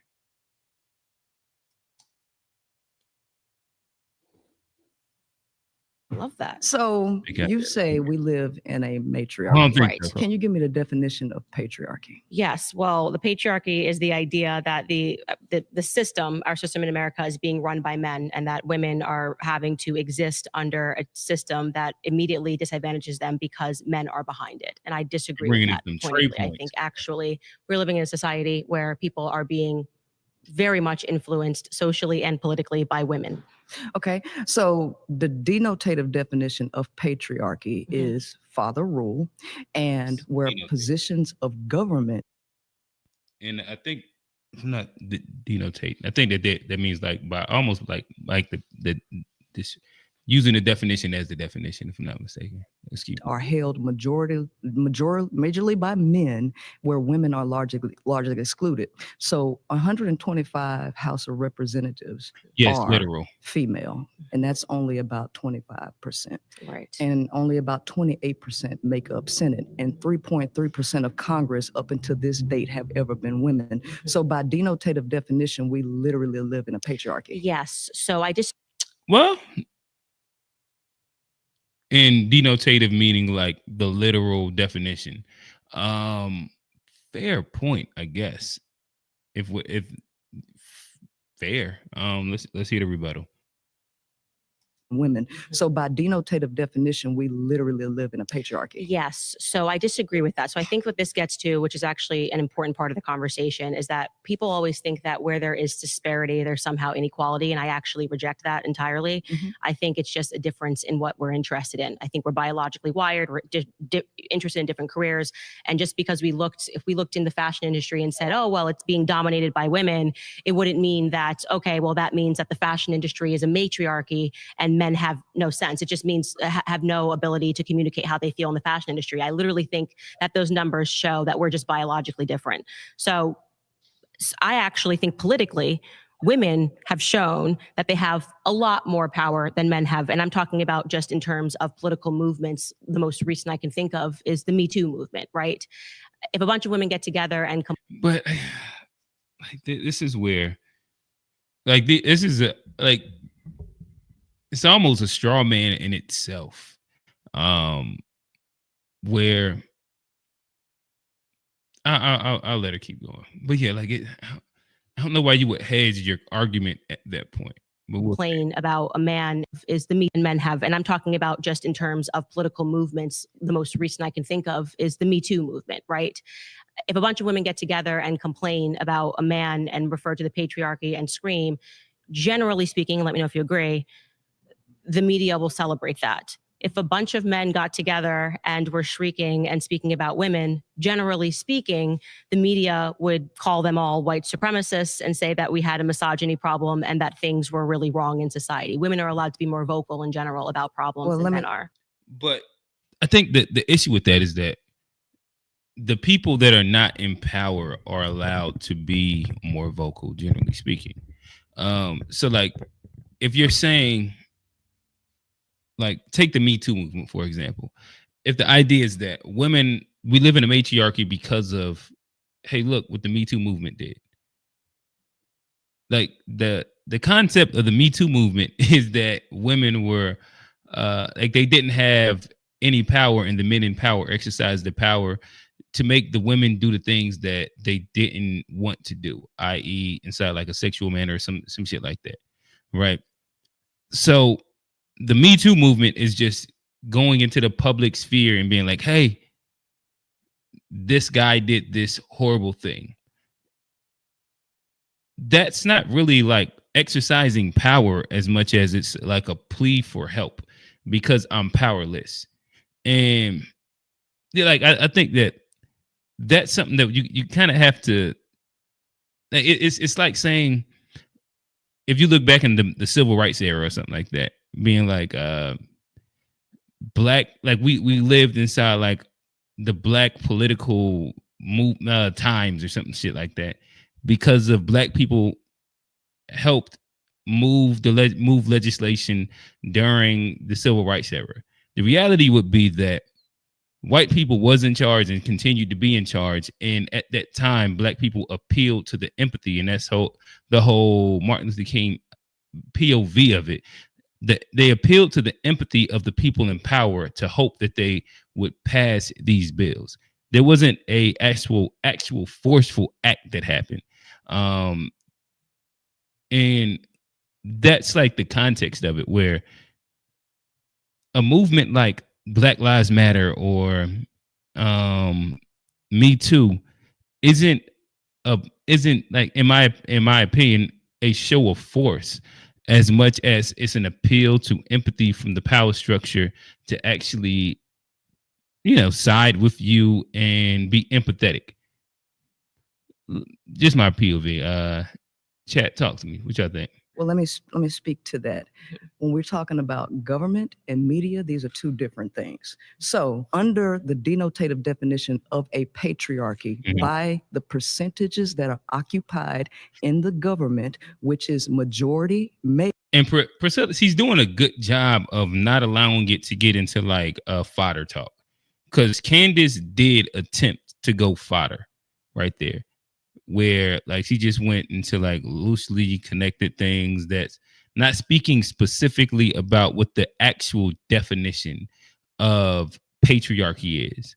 And a lot of times when we had these conversations, matriarchy, patriarchy, we speak inside like this broad fodder-esque version of the term, and not specifically, as she said, the denotative definition, the literal definition of what the word means.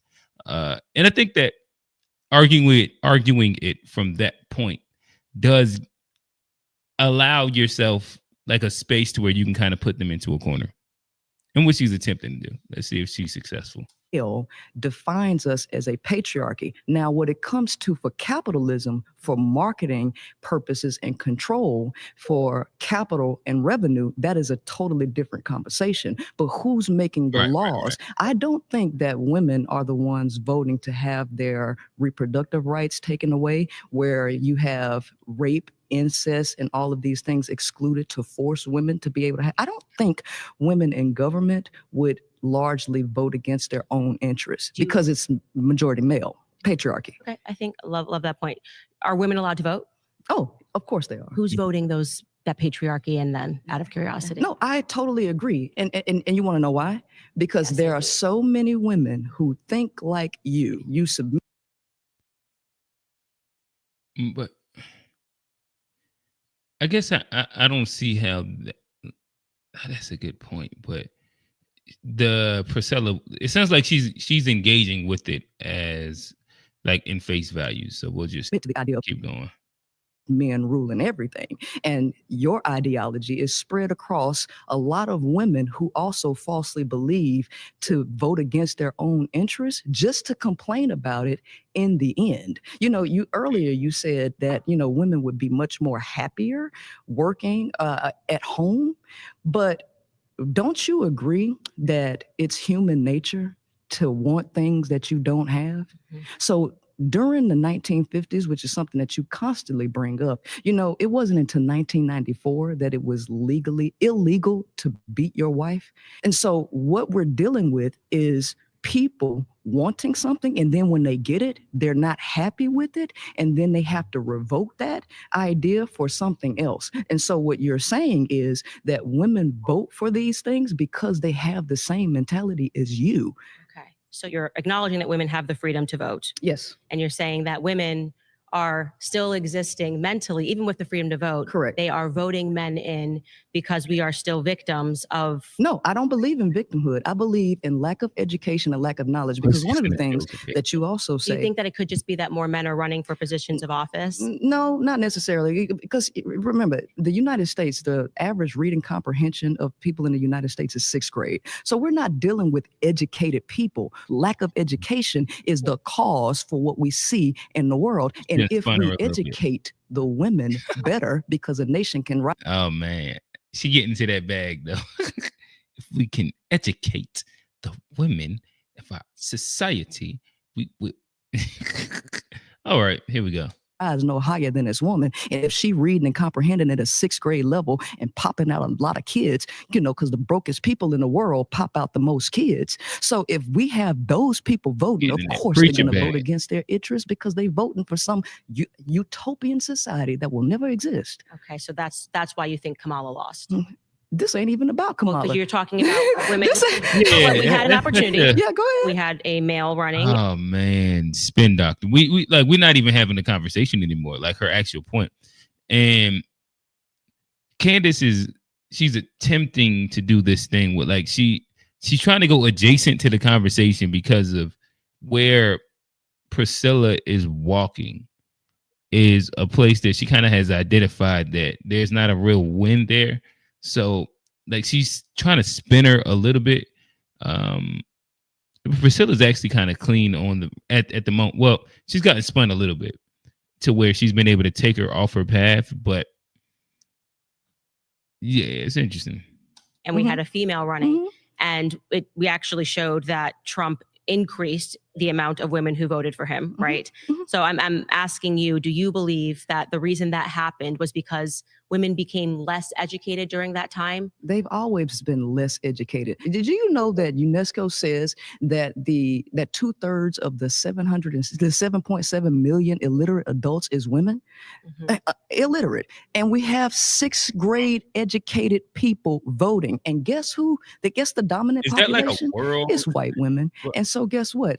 I don't like those stats though, because it's 2/3 of the of whatever that grouping is, but it doesn't say what percentage of total whatever that I don't know if this is America or if it's, you know, like the world, but let's just say it's America.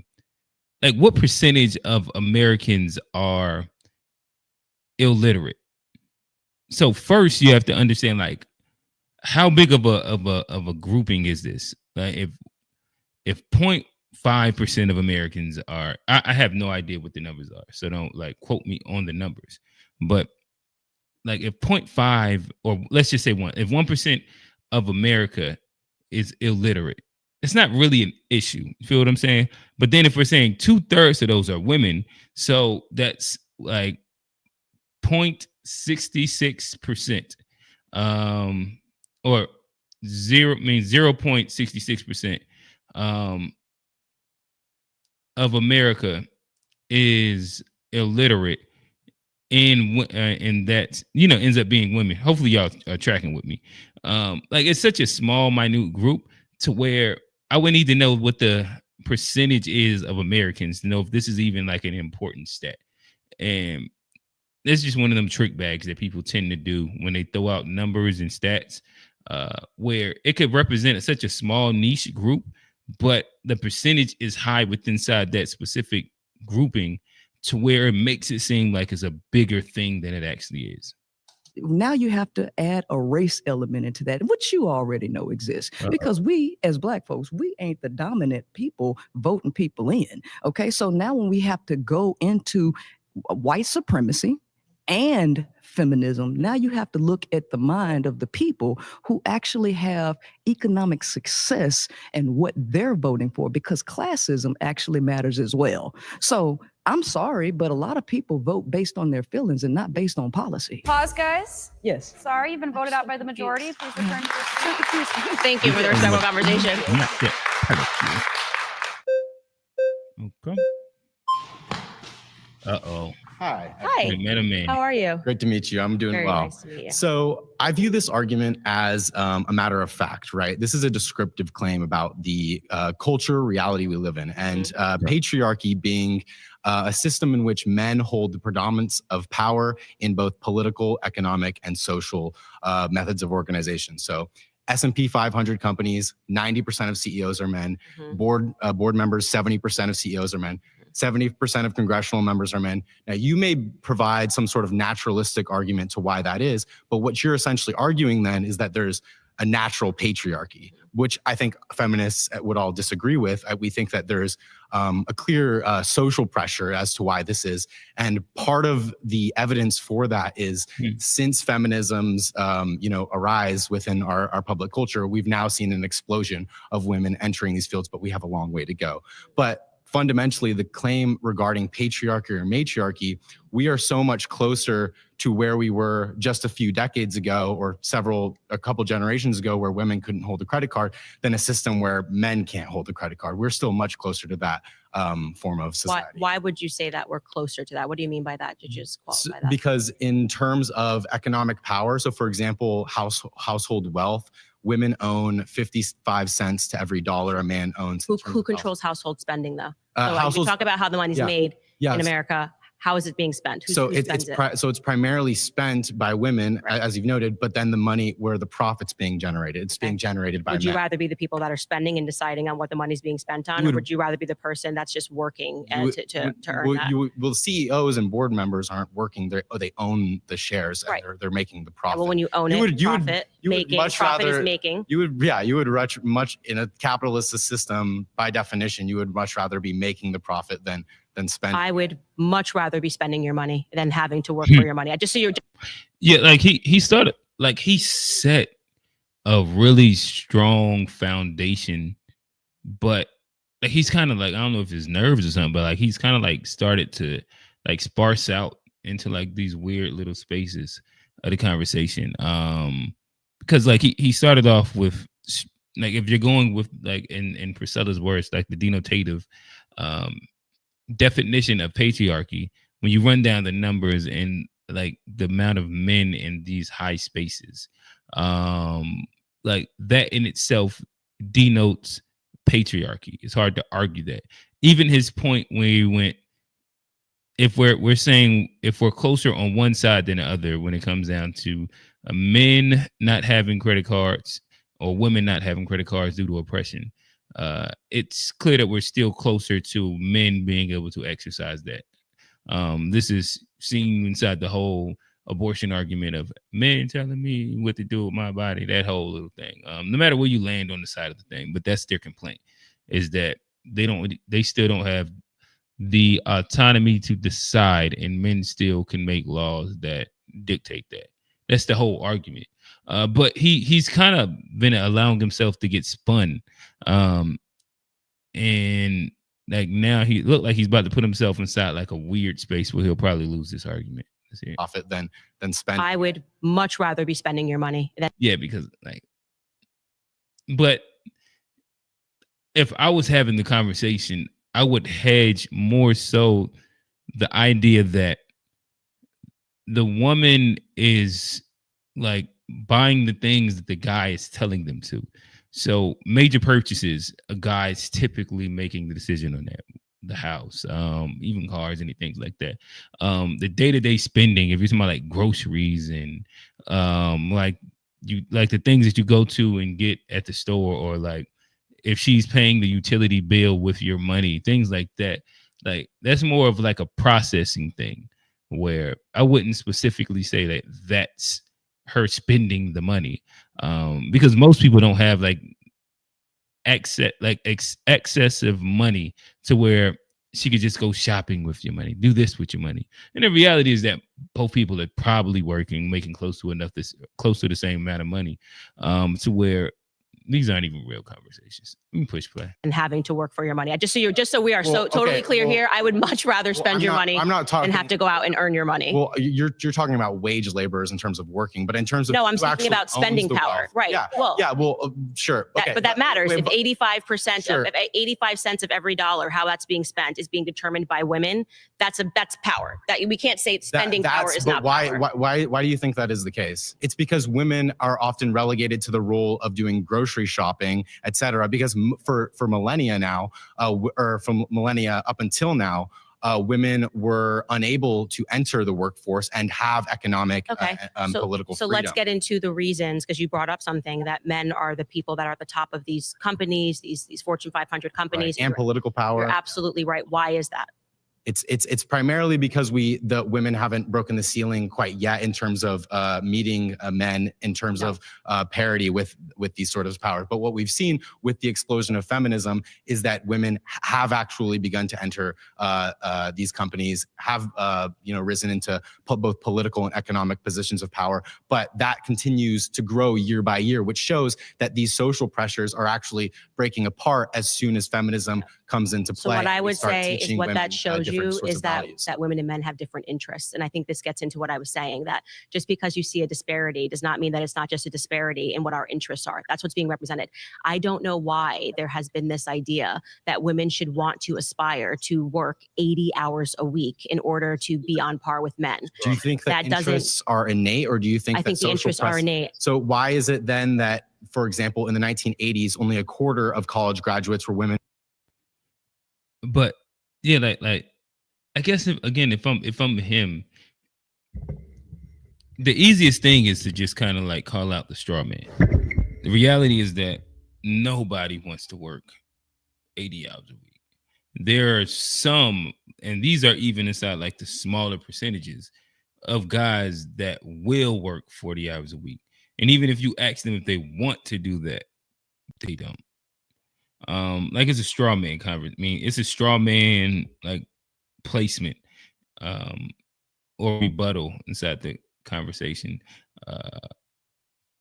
that she actually threw out there, which is interesting. He just didn't kind of attack it inside any form. Where now majority of college graduates are women. That shows that because of the way that social pressures have actually changed, women's interests are actually now changing too. A majority, I think, or at least half of law school graduates are now women.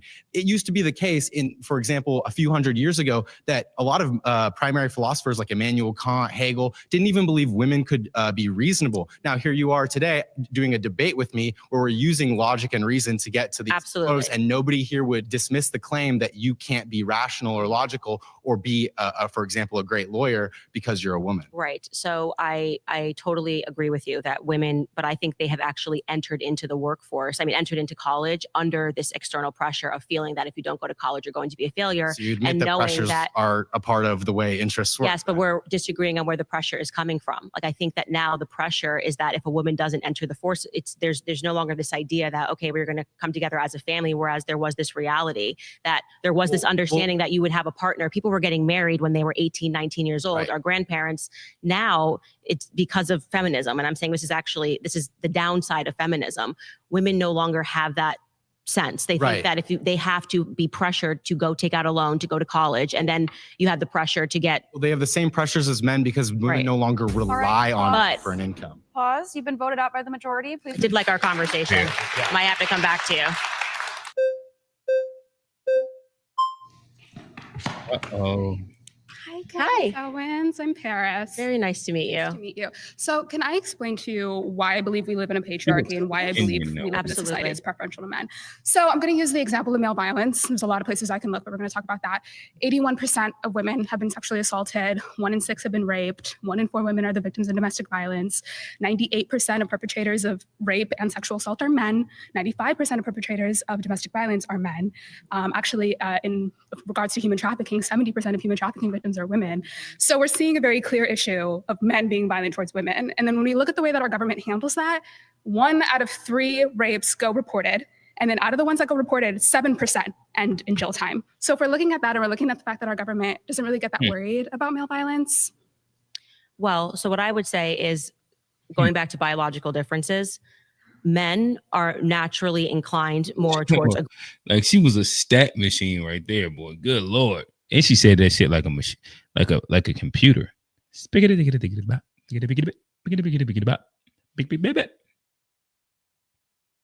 aggression than women are. So I am not shocked by you telling me. It's, even if you looked at, like I said, male on male crime, you would see that there are more instances of men killing other men than there are instances of women killing other women. And that, I think, actually speaks to our biological differences, which is actually at the root of everything that I believe about feminism being a lie, is because they're trying to program people to believe that men and women are the same. Now, I don't think that pointing to the fact that men are more aggressive than women, which is a point that you and I 1000% agree on, whether or not that manifests in the very wrong way of men harming other men, which I think they do more probably than they are beating women, men on male violence. That manifestation doesn't change the fact that men and women are just biologically hardwired different. I think it's actually proof of that. And I don't think it has anything to do with the fact of power dynamics in this country, because to the contrary, if you look at prison rates and talking about how disparities don't mean anything, the majority of overwhelming people that are in prison are male, right? There's a reason for that. So when it manifests in a good way, that male aggression, is the reason why we have men defending us, men that are willing to go to war and die for our nation. So aggression being an aspect of masculinity has nothing to do with the conversation of whether or not feminism is harming women today. Yeah, I mean, I agree with you that we agree. Women are biologically different. Yes, men but what I want you to connect it to is, I guess, power. Because what I'm talking about when I say that we're existing under a matriarchy is that I believe that the social pressures politically and socially that are coming, and even within our music, if we talk about Hollywood, it's very much that has power become means nothing. Like, just because who was on the top music charts or whatever are women. Okay, how many women have paid maternity leave? Okay, that's not like how are things panning out in the family courts? Why are abusive men having access to their children? Like, why are women making less than men? Like, what? I mean, none of that means anything to me. So that gap, obviously, I'm sure you've recognized the gender gap has been debunked so many times. It's almost foolish to debunk it again. Well, you could say, yeah, that most women will go into jobs where they're making less, but then it does answer the question of why do we not value women's labor? That's not valuing women's labor. It's just a reality that if you are going to be a person that aspires to become a brain surgeon, you are going to make more money than a person that aspires to do something that's, like in the household. Can we go back to the male violence question? Yes. Why does our country not persecute men then who are rapists? Well, the majority of people who are in prison are men. So I don't know what you mean that we don't prosecute men that are rapists. We even prosecute people. 7% go to jail. Only 7% go to jail. I don't know what that has to do with the question of whether or not we're living in a matriarchy or a patriarchy. Our government is preferential to men. You're saying that they only like to arrest men when they kill someone, but our government is awarding men for raping women. I don't understand what they're not. They don't care. Rape is effectively legal. Damn, Candace. She set the trap. Damn, she set the trap and you fell for it. That's tough. Damn. I didn't think that she was gonna land it. She did land it. You can literally rape a woman and you have a very low likelihood of actually going to jail as a man. And actually, she did the thing where she was able to redirect it back to where she wanted to have the conversation at. I was asleep on her. Okay. It's effectively legal. It's effectively legal. How many men are actually going to jail for I rape? actually agree with you that in terms of sex crimes, and I don't know how you're peeling out women, because I would even, and again, this has nothing to do with our argument today, but I would even say that people are not being prosecuted hard enough when we're dealing with crimes against children, period. Talking about 100%. Sexual crimes not being prosecuted 100%. in this country is a whole other conversation, and you will not get a disagreement with me, but I think that it's wrong to say that it's somehow attached to being a woman when you know that there are so many children that are going through the exact same thing. I mean, the light sentences that are tossed out for pedophiles. It's completely ridiculous. All right, guys, pause. But I don't think it has anything to do with the conversation that we're having right now. But I agree with It has everything to do with it, and you're separating it to make your time. Yeah. I'm going to add Hold 5 on, wait. more minutes to this clip. Let me pause that. All right, so damn. Now she was clean. She might have gotten the best victory, because even at the end, she kind of surmised exactly what Candace was attempting to do at the end, where she was trying to agree and then frame it in a way in which it wasn't attached to Shorty's actual point about patriarchy, in which she was able to attach it to patriarchy in a valid way and ran her point inside a way that Candace really couldn't push back on. I do think that she might have had the cleanest victory out of everybody so far, in my opinion. I don't know if Candace has a strong W yet, though. Maybe Homeboy that was up there with the gray shirt. He might have been the closest dub that she had because she was able to spin him a little bit more. But yeah, this is interesting. Damn, Candace, you gotta fight back, shorty. You can't, Flame. The Kenyan woman caught you. God damn. Nice to meet you. Hi, Adam. Nice to meet you. So your claim is, just to be clear, that we live in a matriarchy, right? Yes. So I think even you'd agree that on a global level, that's obviously ridiculous when there are countries where people literally are honor killed for like Instagram posts. But even if we're talking about just the US, right? We don't have paid maternity leave. Abortion is illegal in over a dozen different states. Yeah, see, this is where her argument is getting killed. It's because of the actual like structure of America still is male based, and all statistics of power are male. Like it shows men are the ones in power. And she's speaking more so from like this social Instagram-y like thing. And everybody's going with like, let's lean on the statistical facts and be more denotative with the definition of patriarchy.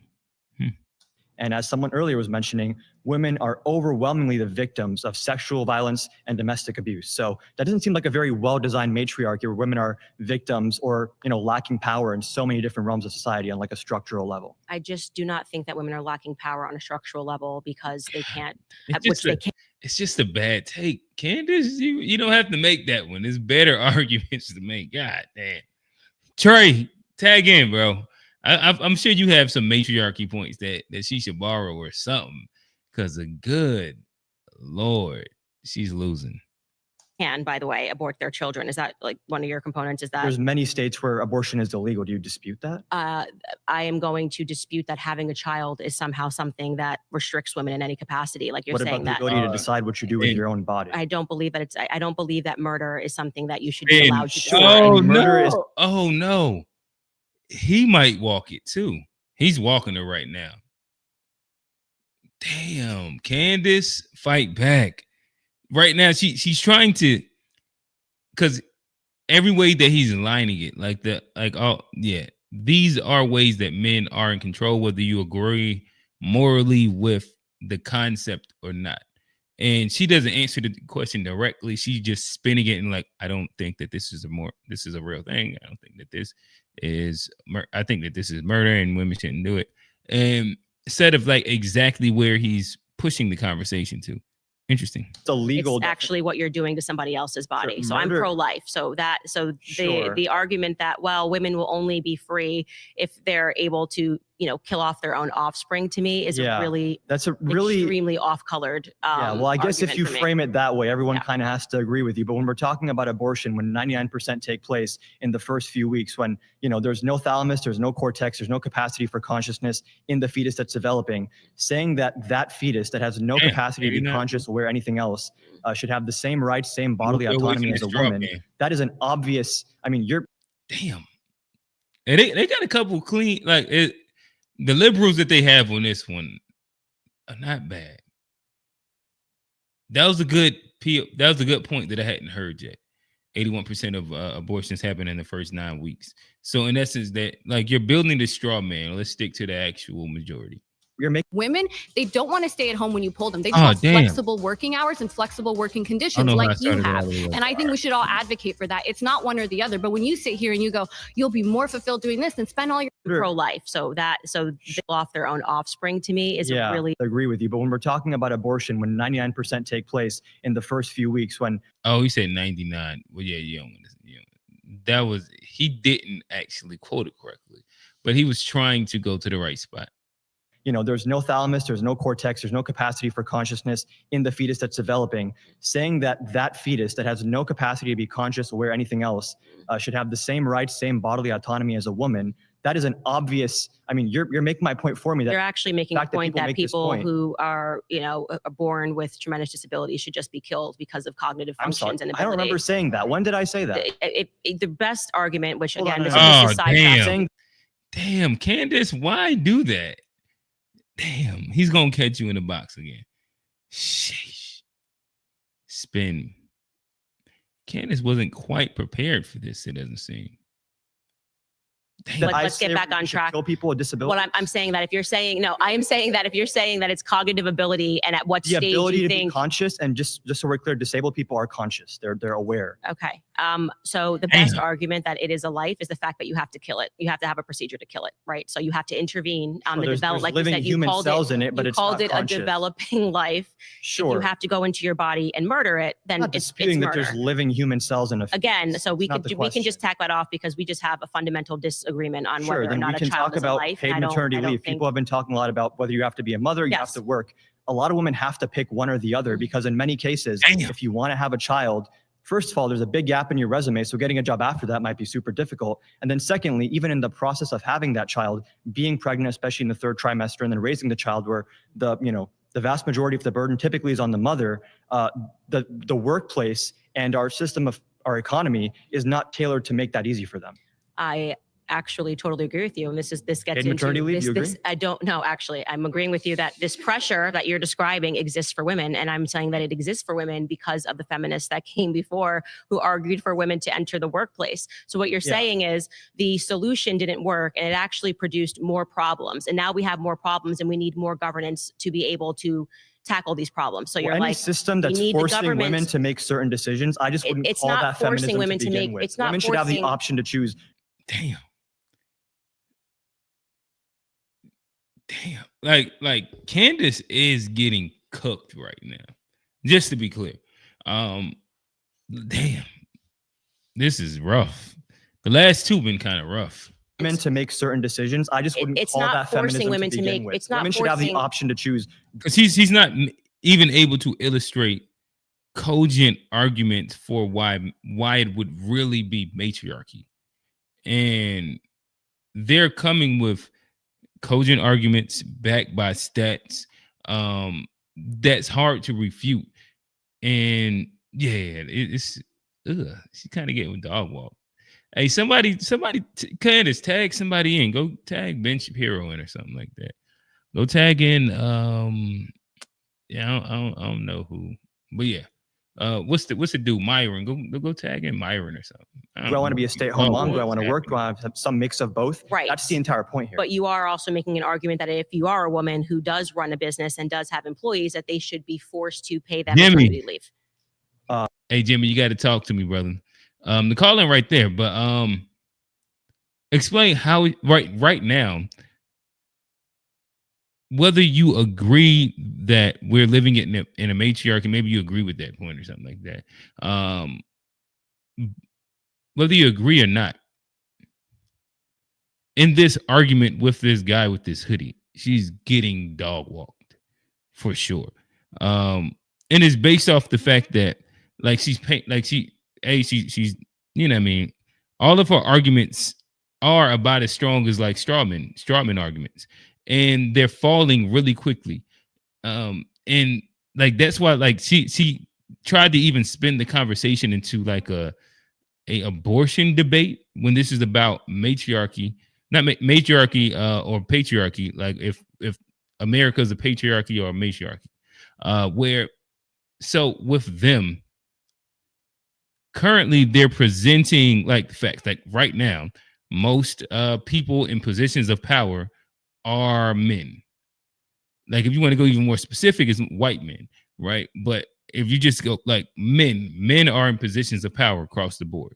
Men, what the whole abortion point was, whether you agree with an abortion point or not, like pro-life, pro-choice, it doesn't matter. That doesn't matter. The idea that men have the ability to legislate that is what he's arguing. She tried to spin it into a literal pro-life debate, and then she tried to misrepresent what his actual point was with a bad straw man take, saying that if you mention retard, like it was, and then he still was able to walk that down. And then he spun it into like whatever the next thing was. And again, he's making cogent points. There is a rebuttal that could be made. She's not making the rebuttal though. And this is where, like, if you can separate, if you agree with her or disagree with her inside like totality of her point, and if she's articulating it correctly, she's definitely losing inside like a debate / articulation for sure. If you disagree, just talk to me, brother. Get enlighten me. I'm interested. We can have some quick dialogue. Sure, yeah. Okay, so let me. That's like saying taxes are forced. Yeah, there's certain things the government does to regulate our economy to ensure equality and justice and better outcomes. Okay, yeah. but just so you know, when you do that, like to a small business every owner, other developed country does. what you are arguing for is supporting big corporations and taking out the little guys, because I'm arguing for supporting people that want to be mothers and also work at the same time. Right, the mechanism we do that with, it can be subsidies, taxes. You guys can't just keep this. You can't say that we can't have we can't get down to the economics like of what it actually implies, right? I have an economics degree, and I can tell you if there's a small business that can't afford to pay maternity leave, the government might probably subsidize them and help cover the costs. Where is the government getting money from? This is tax revenue. I mean, right, exactly. So from us, just to be clear, from us, and this is the thing that gets me about all of these debates. Yeah. The magic solution that everybody has that we just need to tax the government more. Every other developed country has paid maternity leave. But it's not magic, as in like the money is coming. Magical countries. The money is coming from you. It's coming from us. So you're sitting here. That's saying, how taxes work. Yes, we should be raising taxes. Yeah. Okay, and this is the entire problem, is that the government is already taxing homes ×2, and people are already struggling with what's being taken out of their. Damn, Candace, like you got to find like a better. Yeah, she wasn't prepared for this. You got to find like a better space to argue at, because of like the rebuttal to what she's about to say. Like, no, maybe you don't have to raise taxes. You can properly allocate the taxes, and that would be, like how you can get paid maternity leave inside the same way that Norway has it, or any of like the Nordic countries, Sweden, wherever you want to say. Like, you don't have to raise taxes. And then the reality is that if we're just doing paid maternity leave for X amount of time, like adding an extra dollar on, or not like, I don't know, not an extra dollar, but adding an extra 2 cent, 3 cent on transactions, nobody would feel that. And if that went to all maternity leave, I don't think anybody would care in reality. If we did something like that, like we raised sales tax by like literally, I don't know what it is, like what is it, maybe 15% or something like that right now. If you moved it to 17%, and those 2 percentage points went directly to maternity, I don't think anybody would really be caring, to be honest. The guy isn't letting her talk. It's annoying. Okay. Her stance is flawed, not her preparation. Isn't. Gotcha. I feel like Jimmy, I'd say I do feel like they're doing a bit of the choppy back and forth thing. So it's kind of hard to say that she's not, because they're answering each other in smaller sound bites. I do think that, what's her name, Jasmine Jafar, the 304 lawyer, she did do that for sure. Where, Jimmy, I would care. No raising of my taxes. Yeah, I guess. Yeah, I think that's an interesting space to be at. I would say that even if we didn't, and like I said, my first hedge was that even if we didn't, I think that there's way better things that our taxes could be allocated towards, and allocating some of those funds to payment. Like, you got to think about what small percentage of the pie would be paid maternity leave for all women. For X, I don't know what the other countries do. Maybe they do like a year. Let's just say a year, right? And also, like when you think in the fact that right now, currently, America is having this whole dwindling birth rate crisis that people are complaining about as well.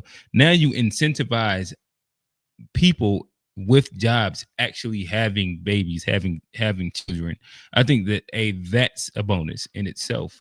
But then again, like I said, like you could eat like there's so many things, whether working class, everybody doesn't have to be a flat rate tax there. You can, like, again, whether you want to go people over 500,000, you have to, and there's a small, and the thing is, especially with people of that ilk, this could be a 0.5% raise. And that would clearly cover all maternity leave. Not if we go paternity, we only got to put paternity in there. All maternity leave for the amount. Like, it's such a small issue that would be like we have so much waste that already happens, that this would be something that just with intentionality is easy to fix. Yeah. But I also think that if you're buying, like something for $2 at the store, and tax is now $2.17 instead of $2.15. Reality, like, you're not really about to care, to be honest. And I think that I put the sales tax up higher than what it actually is, but nonetheless, I'll push play and keep it going. Oh, what Kofi say? Said I would not care, raise my tax. Kofi said, it's crazy that people have a problem with taxes being raised for people to have social programs that so-called First Nations have. Right. This is an interesting point, where these aren't like the social programs that people dislike, like the welfare queenish thing. These are things that incentivize healthy societies. And yeah, I think this is when we get into like the talking point economy, in my opinion, at times. But no one loses their shit when the military budget is raised, or the Pentagon. Like, bro, just give them $1 billion from the Pentagon. They're gonna lose it in the audit anyway. We know it. We know it, bro. And over 200. Oh yeah, he said 200 million is missing from the Pentagon. The government has proven to be inefficient with handling our tax money. I don't want them taking any more. I understand what you're saying. I think that properly allocating it and not putting it into like you said, like the military budget is one of those. Even though I don't think that we should have a skimp military budget. There's a bunch of places where there is fluff, there is slush, there is, the abuse that those you're supposed to go find and shit like that. But I do think that there are certain programs that it would be better for us to incentivize as a real first world country that has been shown by other first world countries to be beneficial. And whatever the whatever the reason is for that, I think that it'd be beneficial. Like, you're not, and it doesn't sound like you're really proposing either like a solution for the maternity leave thing, where, again, if we're looking to incentivize more women to have birth in our country, where also inflation has it to where two people are going to have to work either way, like, something has to give. And if you do have like a solution, toss it in the chat, or again, I'll drop the call in link again. But like, I would love to hear it. But yeah, other countries, they've seemed to kind of figured it out while having a lower GDP than us. But yeah, nonetheless, I'll push play and get back to the conversation. Your corporate profits properly. Sure, you or have high something income that there's a reason that we should be taxing more here, there. It's an point efficiency is that problem. the Don't reason you guys why want like government families efficiency? are having Maybe bring in more revenue to Okay. help women be mothers. Like, what I'm saying is that you are just creating a cyclical argument. You're basically saying that women want to be able to have it all. Women. We give billions to Europe, Ukraine, and Israel. Talk about waste is a maybe that's whole other discussion we need, but the maternity leave part would be a America First policy. You do understand that, right? Like we can agree. I can agree with you with like the billions that are going over to Ukraine, the billions that are going over to Israel. You have no pushback. Imagine if you just moved $1 billion of that of that aid that's going over there, and you put that towards mothers to be able to take the proper time needed with their children that has shown in other developed countries to render better results across the board. Like, just take one of those. That's what I'm saying. Like, what if you just move shit around in the budget, and instead of that next tax bill, you or next bill that gets passed, you don't hide in more Ukraine money, and you just allocate that directly to maternity leave for mothers to be able to stay at home with their children for a longer time, to properly make sure that, like they're, like they do all the things that's necessary and beneficial for American children in general. That's probably where I land at with it.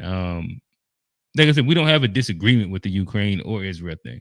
Like we cannot have it all because the government choice to do what they'd like. Okay, but you're saying women should have the choice to have it all. Okay, so you're That's saying a really interesting way of putting like do you have it all right now where you're working and you're also a mother? Is that having it all? I'm saying that it's not possible for women to have it all. It is impossible. Okay, what do you have? And that's one of whatever the, that is what I would want other women to have as well, which is the flexibility right, so to work a job and also raise kids if they'd like. No, but that's exactly. You guys keep arguing that what people want is more flexibility. So you're acknowledging that right now, with feminism on fire, we are agreeing women are going into Feminism the workforce. Okay. Like I'm just kind of using a hyperbolic expression. Like feminism is everywhere. We are arguing that women need to have more opportunities. Women need to have more rights. They've taken that. Now you have the majority of people that are graduating with college degrees are in fact women. Men are committing suicide at a higher rate than women. We're looking around the world. Feminism also would push for like increased awareness of men's mental health. So that's fine. Great. You love feminism. That's great. We already know that. We get it. Most Americans agree with me, by the way. Actually, like women should have paid maternity leave. Culture if you go issue by issue and by values, they might not associate with the term feminism because people like you have made it toxic, but the actual values that undergird feminism you will move are the goalposts, popular. and then when they begin taxing so that we can account for paid maternity leave for 3 months, which basically means a small business owner has to not have an employee while having to pay months and months and months. Like the person's not there. They're not actually. Small business doesn't have the revenue to cover paid maternity leave. The government would probably subsidize them to make up the cost. No, I actually think that the way things were made more sense, where we had an environment where you could afford to take care of children with just one person bringing in income in the house. Is that possible in the current environment? You can obviously. When things are going to get way more expensive with these tariffs as well, like it's not going to be easy to afford anything in the coming years. Is it going to happen overnight? No, but I think we need to be realistic about the fact that the first thing didn't work, right? The entire argument, the first thing was women entering the workforce is going to make everybody happier and richer. That was the idea is that women having the choice to enter the workforce is better than them being forced to not do that. Okay. That's the argument. Okay. That actually is not the argument at all. The argument was that women would become, and I'm talking about what the feminists got ahead of, and this is why women like this imaginary Twitter feminist, but like right now you're talking to me, and that's not the argument. I'm not actually debating an imaginary Twitter feminist. I'm speaking to you, and I have no idea why you're becoming increasingly more rude when I'm just rebutting your points that you're bringing up. You're not responding to my point. I am responding to your point. I'm saying that you're creating a cyclical argument where you keep saying that the thing that you just did that you said was going to be enough. What we actually need is for women to just enter the workforce. Oh, women are in the workforce, and actually that's not enough. I'm saying we don't have enough because we don't have paid maternity. And I'm telling you that you're also not going to have enough because you're going to then be complaining when you get that paid maternity leave. I'm not going to get maternity. Okay. Well, they are arguing for family paid leave. So that's even better. I am advocate. Do you think fathers should also be around to help raise children? I think who's going to work if everybody goes home every time a child is born? Not everyone's going to have a kid at the same time. Pause. All right. Everyone will have a male partner. Yeah, nice talking to you as well. My final claim is that feminism has made things easier for men.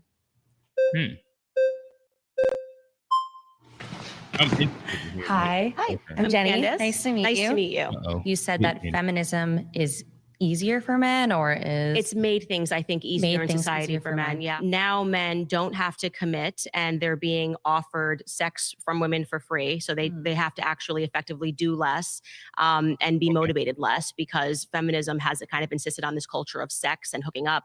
And I think that has been a net negative for women. On good faith, I just want to say, I think you're approaching this with like the best interest for women. Like, you think that is negative for women and harmful. And I think in some aspects we can agree to that. Yeah. I do think that there are some aspects of sex work or OnlyFans or whatnot that maybe men are definitely the huge consumers of. But if we are so concerned with women putting that out for free, it's charged, right? They're making money off of it. This might be her strongest claim. I'm gonna be interested to see how this kind of unpacks. Shout out Kofi. Kofi said it's a weird claim. I think that she could probably hedge this one the best. Out of a lot of the other ones, the first two that we looked at, we didn't look at the other ones earlier.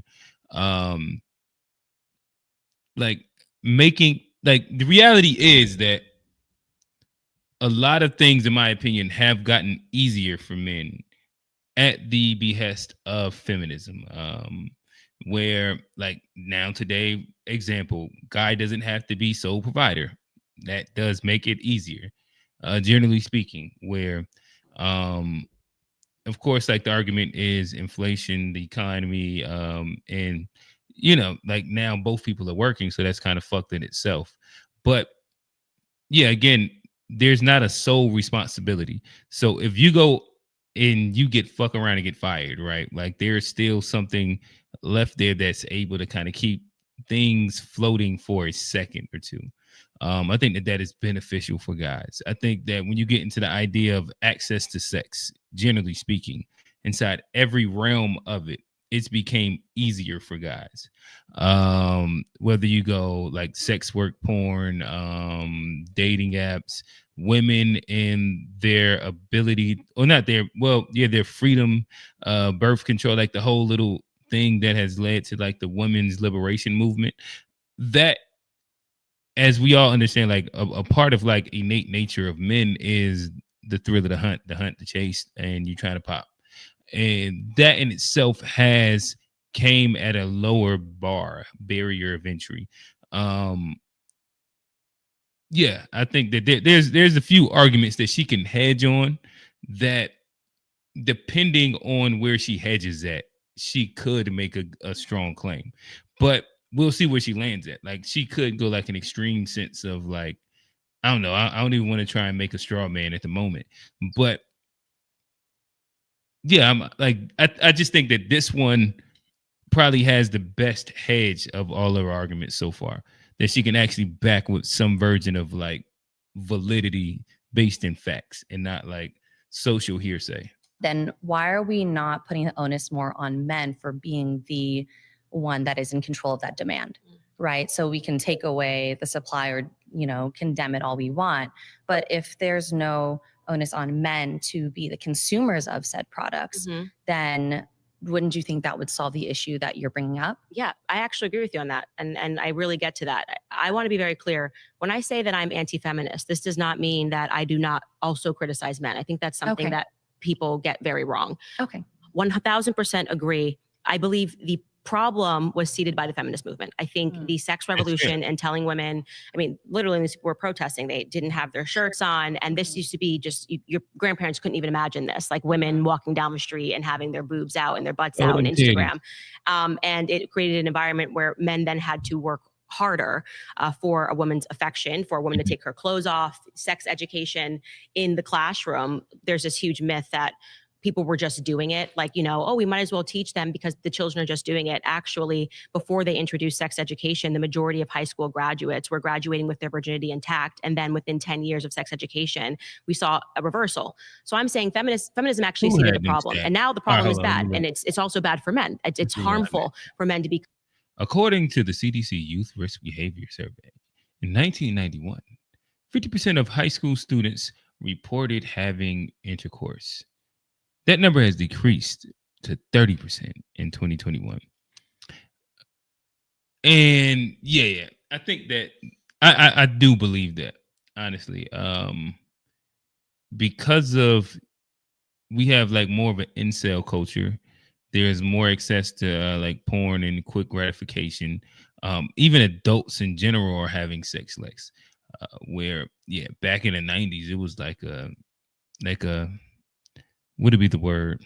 Like teen pregnancy and all that shit was at an all-time high, an epidemic.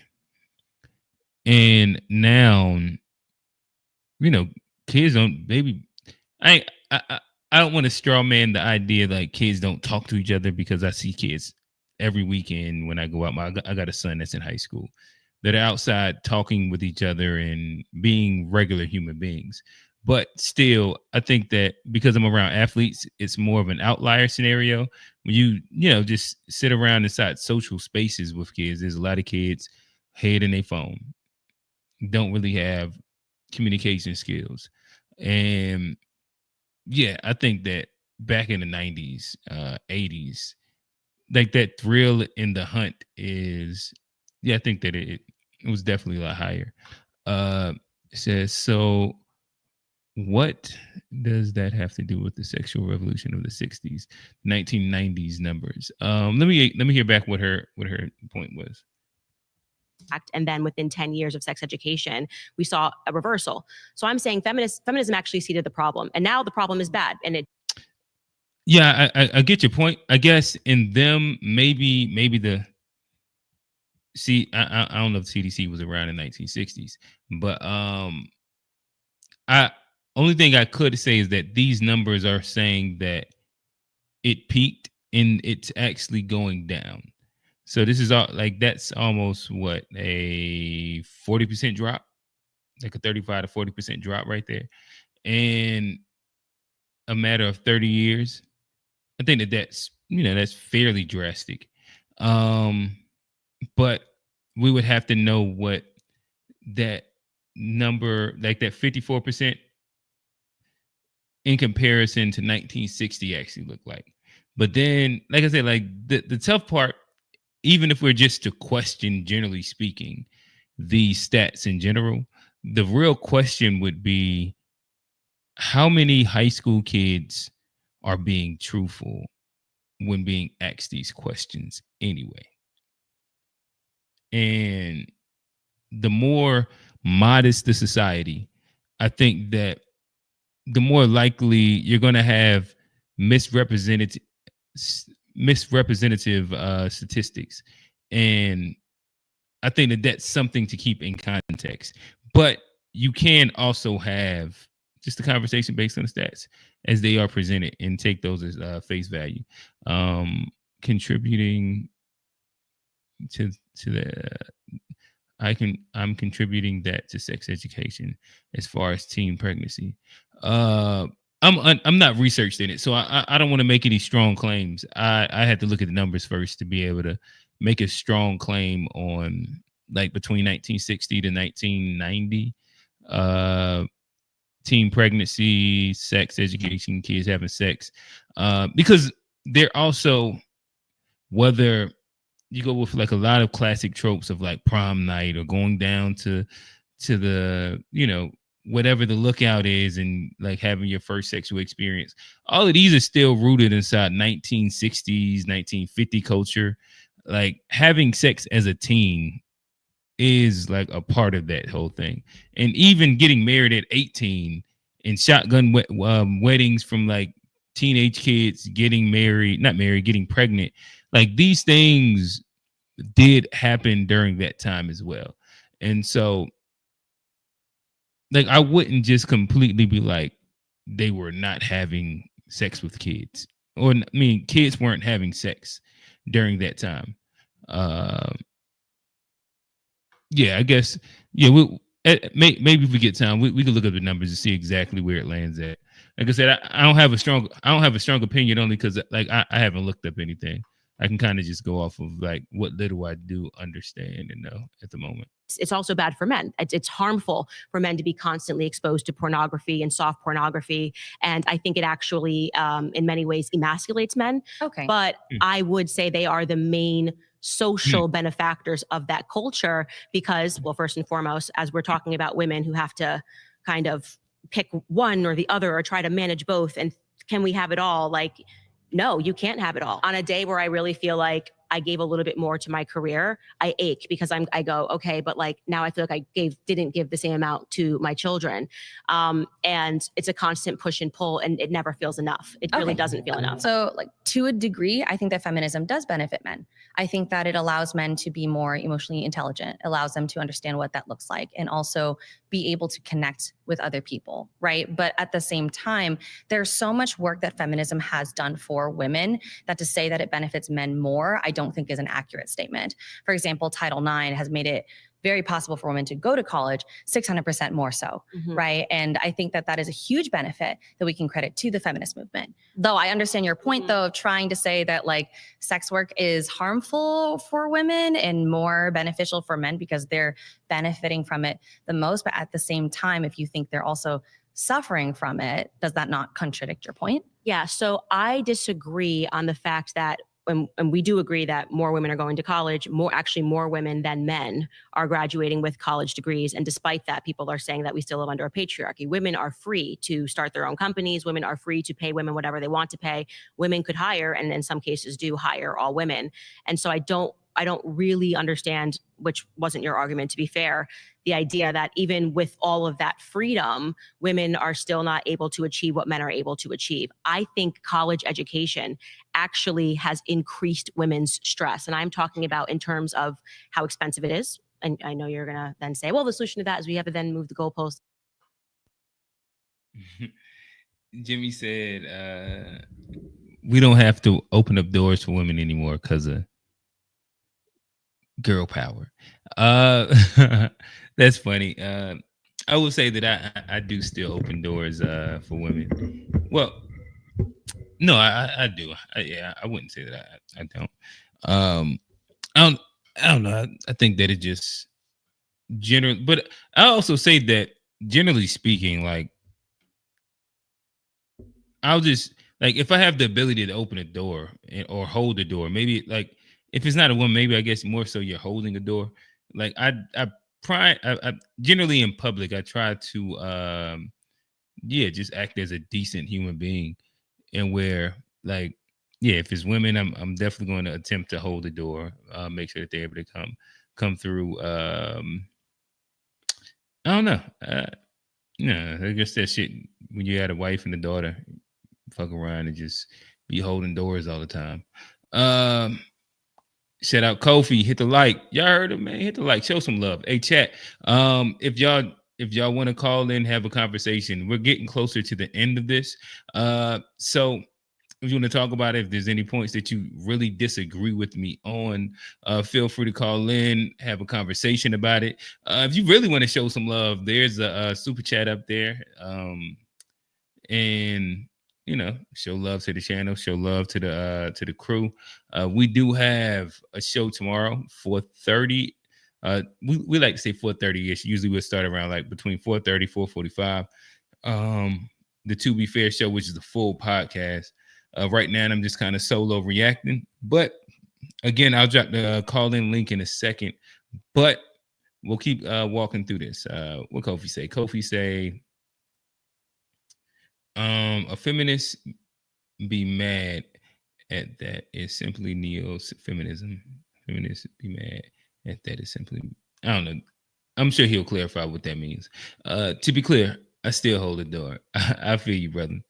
I think like there's this balance. I think most women, whether she got pink hair and is a raging feminist, or just a docile trad wife, they all tend to be cool with anybody opening doors.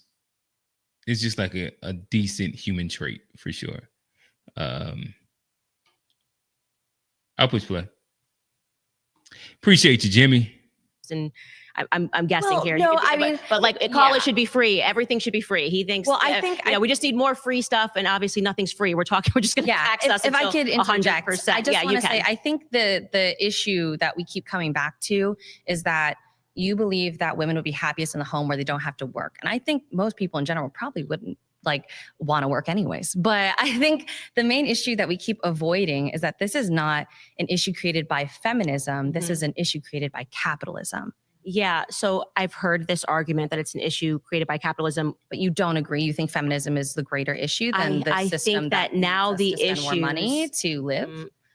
Well, we have to spend more money to live, Right. I think in large part because feminists got duped by the government. And I think we just keep further enslaving ourselves to the government. I'm not a person who believes in big government. And yet you find that feminists are constantly like, well, we can deal with the college issue. We just need more government. We can deal with the, needing to have more benefits. We just need more government. So it's like, okay, let's just tax every household 100%. And I'm trying to prevent that. And I'm saying that there was a time in America, and what's aspirational for me is I was, raised in part by my grandparents. They were very happy. They were just, I lived in that environment of what that looked like. And I think for many of people who didn't grow up there, feminism has taught us, and I say this as someone who had to take feminism 101 courses when I was in college, that it was like this nightmare, and people weren't happy, and people were suffering, and women were suffering. People, were being forced, and that there weren't actually these things that just marriages that worked, that the women actually weren't disempowered by being the CEOs of their household. Well, allowing women to have more choice and freedom and agency to leave. Sorry, you've been voted out by the majority. I did enjoy this conversation. Very respectful.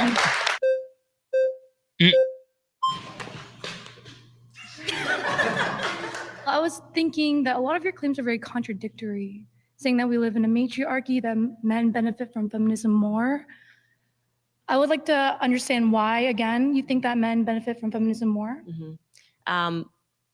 Basically, because men don't have to commit to women. Men are still able to do what they're doing, and they are allowed to basically step away from all of the responsibilities of what it really meant to be a man and lead a household.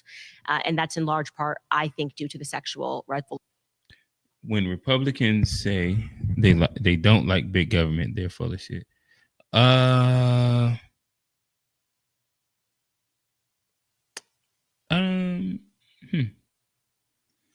It's hard to disagree there.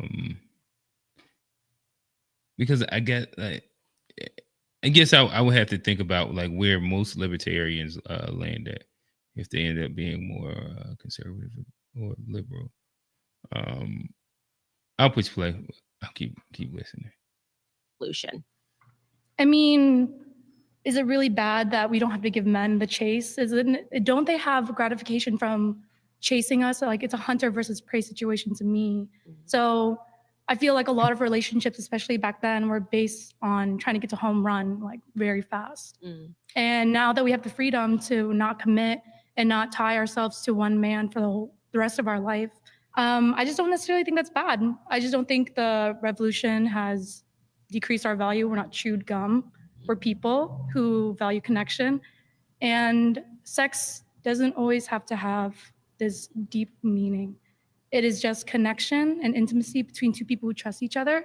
And why do we have to deny women that gratification? Like, men, you say, that are wired to want that.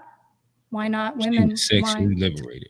Well, I go back to just our basic biological differences. There was a really interesting book that was done by a biophysicist. He, I think, recently passed away, named Edward O. Wilson, where he just sort of breaks down the biological arguments. Basically, he looks in the wild to see the behavior of animals. His thesis is just that you basically can never beat your own biology. And then he kind of compares it to what we see here as just humans and our social interactions and things that have been abundantly clear when you look at every civilization over time, whether it's from, 400 BC to LA today. What are these habits that you can see that never go away?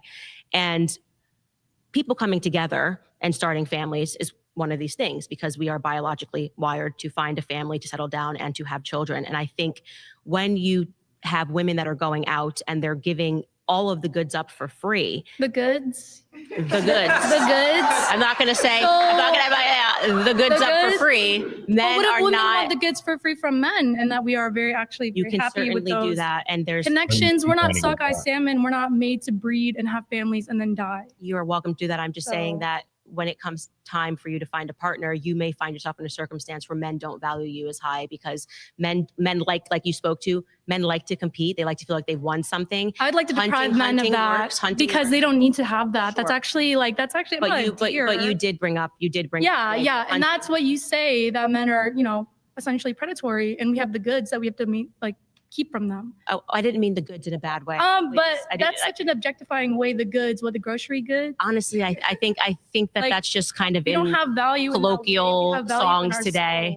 I think we have value apart from how many people we sleep with. How many you also devalue education for women, and I think that's very interesting because you're also a very educated woman, and in a lot of ways, this is just like an observation. You devalue yourself a lot. I definitely do not feel like I'm devaluing myself. Kofi, welcome to the conversation, my brother. What's going on? Not much. Good show.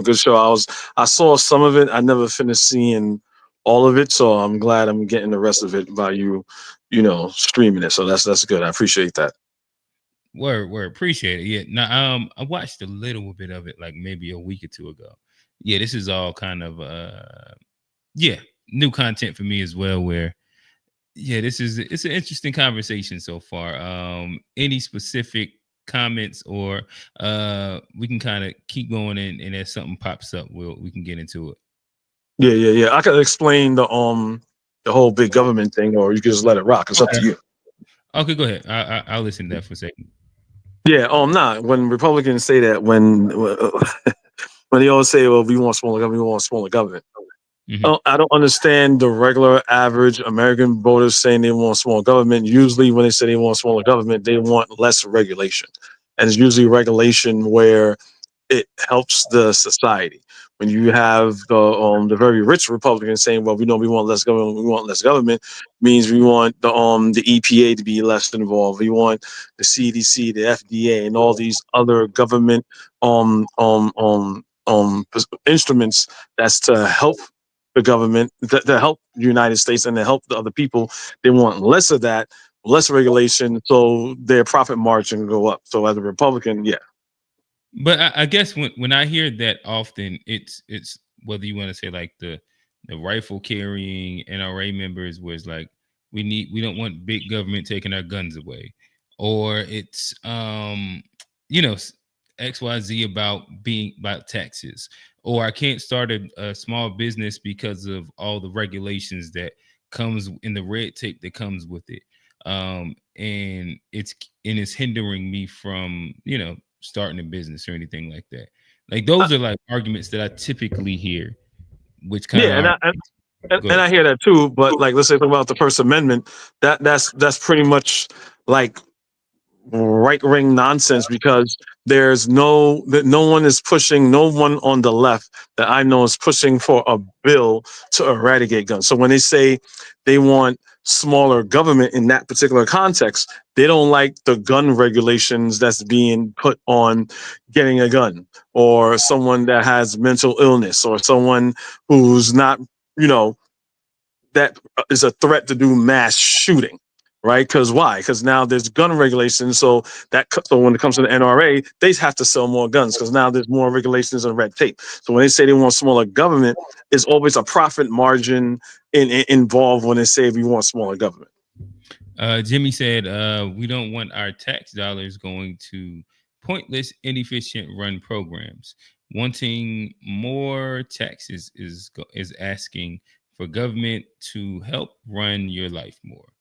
I guess like that's I guess a part of the conversation that you do hear often as well, where they say that government does a bad job of actually managing the money that they have, in which they would prefer to just have the money and do as thou feels with the money.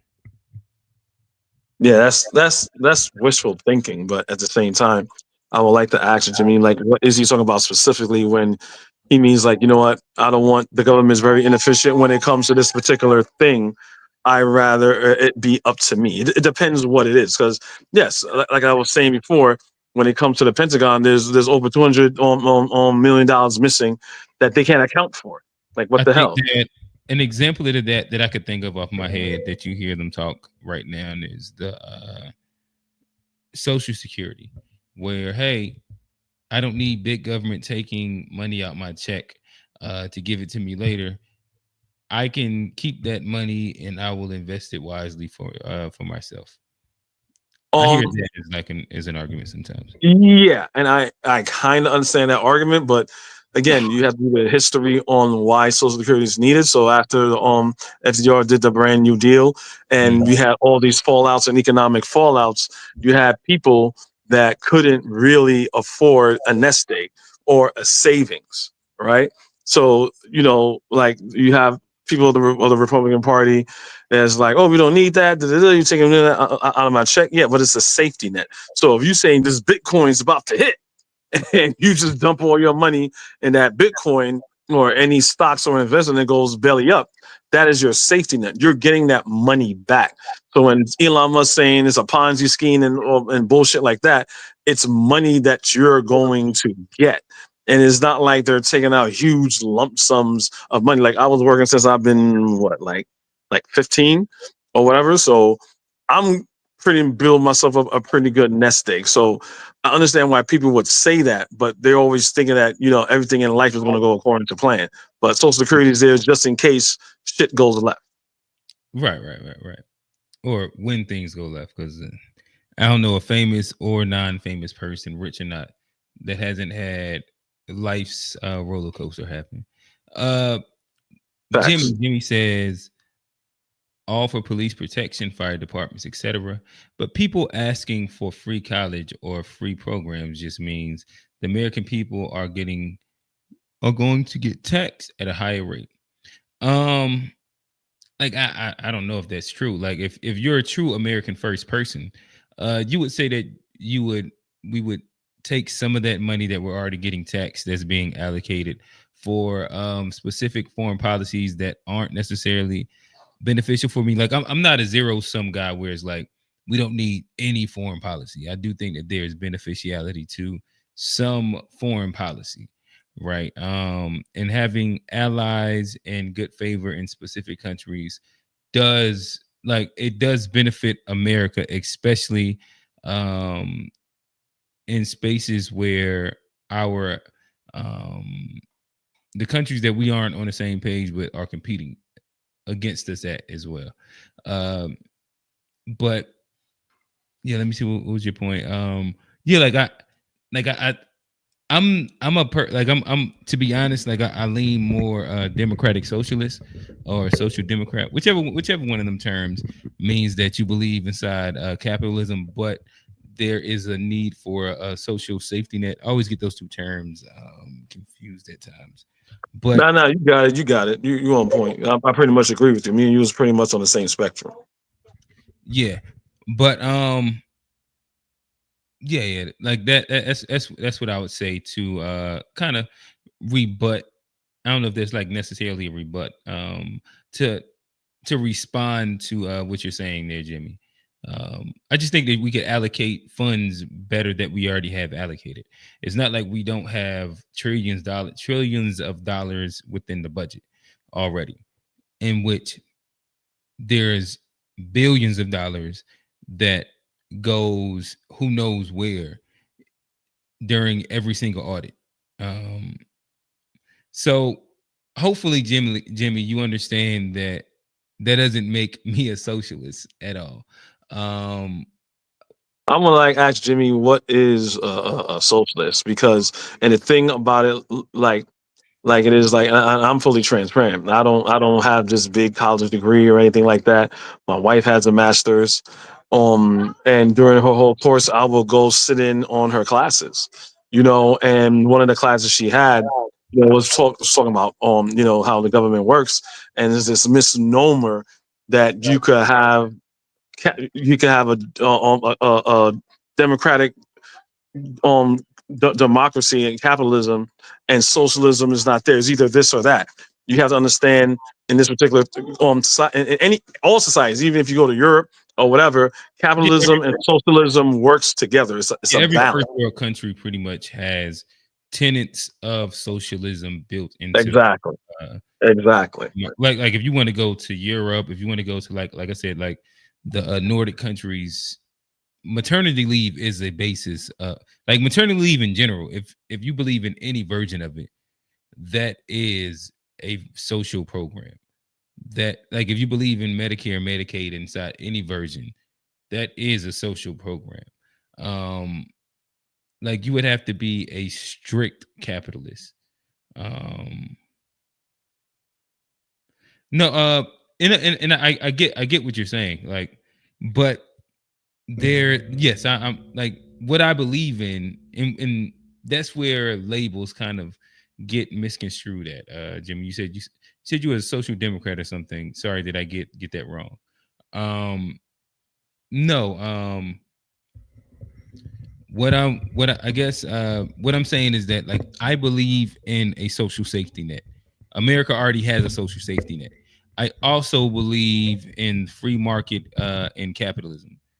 So like I think that capitalism also though does need regulation because of capitalism running wild is only going to lead to hyper exploitation, and that's why you have monopoly rules XYZ. Like we already have certain little legislative clauses built into our society because of the understanding that unfeathered capitalism it just doesn't work because it's just it's exploitative. Crony capitalism. Yeah, and like what you want to think of, like it's trickle down economics, like none of that shit actually really works. We all never. Like we've seen through the years and years and years. But now once we start walking into where we're at now, I think that it's almost imperative for America to move closer to a social democratic POV where an amenity in America soon will be the ability to work because of automation, AI, and the mass job loss that is predicted by everybody's favorite capitalist and or tech giant. Like I don't have to name one because they all are saying the exact same thing. And so like it's an American problem in which like throwing the same thing that we want to throw at it isn't going to actually work because of, I think within the next 10 years, we are quote unquote supposed to lose like a good 30 to 40% of our working class to where, just like I said, kind of tangential, but answering your question. What do you say? Yes. And those Nordic countries get taxed crazy. This is true. Yeah, but they do get taxed, but at the same time, they have a better quality of life, right? They get longer vacation times. Like I went years ago, I went vacation in Florida, and I'm in Disney World, and all the people I was bumping into, the white people I'm bumping into, they had an English accent. And one of them, I was like, whoa, why are there so many people from England here? This is insane. He was like, well, it's unlike America, right?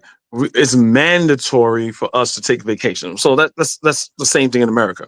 But the thing where they have to take vacations, because they understand that a happy worker is a productive worker, as corny as that may sound. Their health insurance goes up if they don't take their mandatory vacation. So they have to take these vacations, as a sign of wellness. So if you have a like life insurance or something like that, when you go, if your life insurance, you're going to ask you for your medical history and things like that. So it kind of works like that. So he said vacation is mandatory that we have to take. So people keep talking about, but the taxes, and it's kind of like, yes, if it's taxes, to help the average person. Like, people don't have to go to Canada to get some surgery that they don't want to, it's too expensive here, so they go to Canada because there's free Medicare. No one in Canada is really bitching and complaining about, oh, my taxes. Where you got people here, well, I got good taxes, but you're gonna die because you don't have chemotherapy. Or you have Black people we know suffer the most from thyroids, sickle cell, high blood pressure, and some people will die just because they're just poor because they can't pay their bills. So to me, I understand when people say they want to pay their taxes, but they don't want to pay high taxes, but there is a net benefit to that. Gotcha. Yeah. Let me see. I'll try and read a couple more from Jimmy. Then we can hop back into the video. Canada has free healthcare and it runs like the DMV.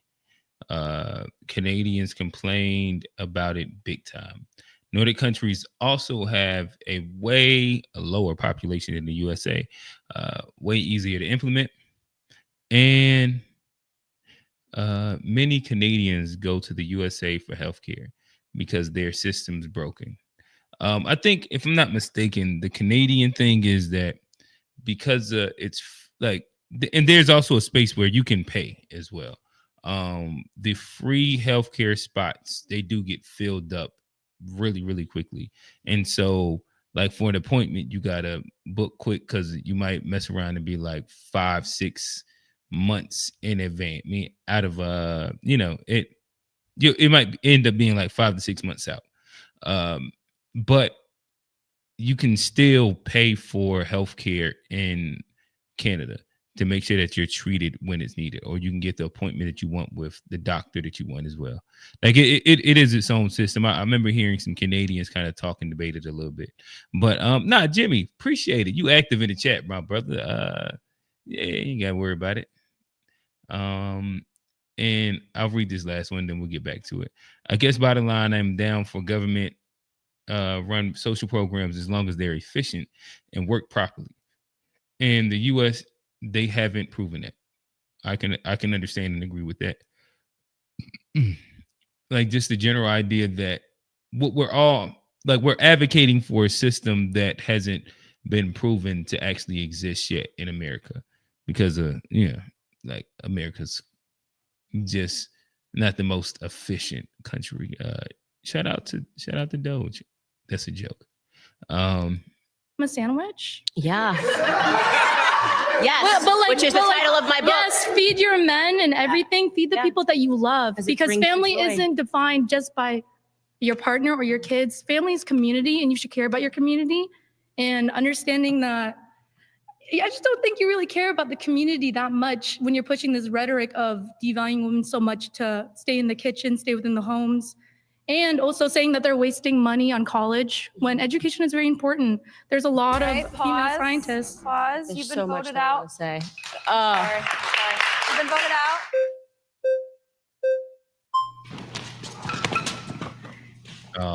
Hello. Hi, how are you? What's your name? I'm Zola Stone. Very nice to meet you. I like the concept of this show, but I also don't like the concept of the show.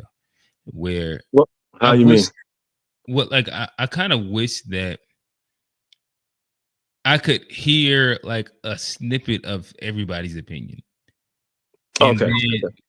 Because the whole chair grab thing is kind of stupid because not everyone has the same distance to the chair. Yeah, that's one thing I don't like about that's one of the bigger things. Yeah, like, it's a lot of people that just won't be able to go because they're too far away from it, and that might be a really interesting POV.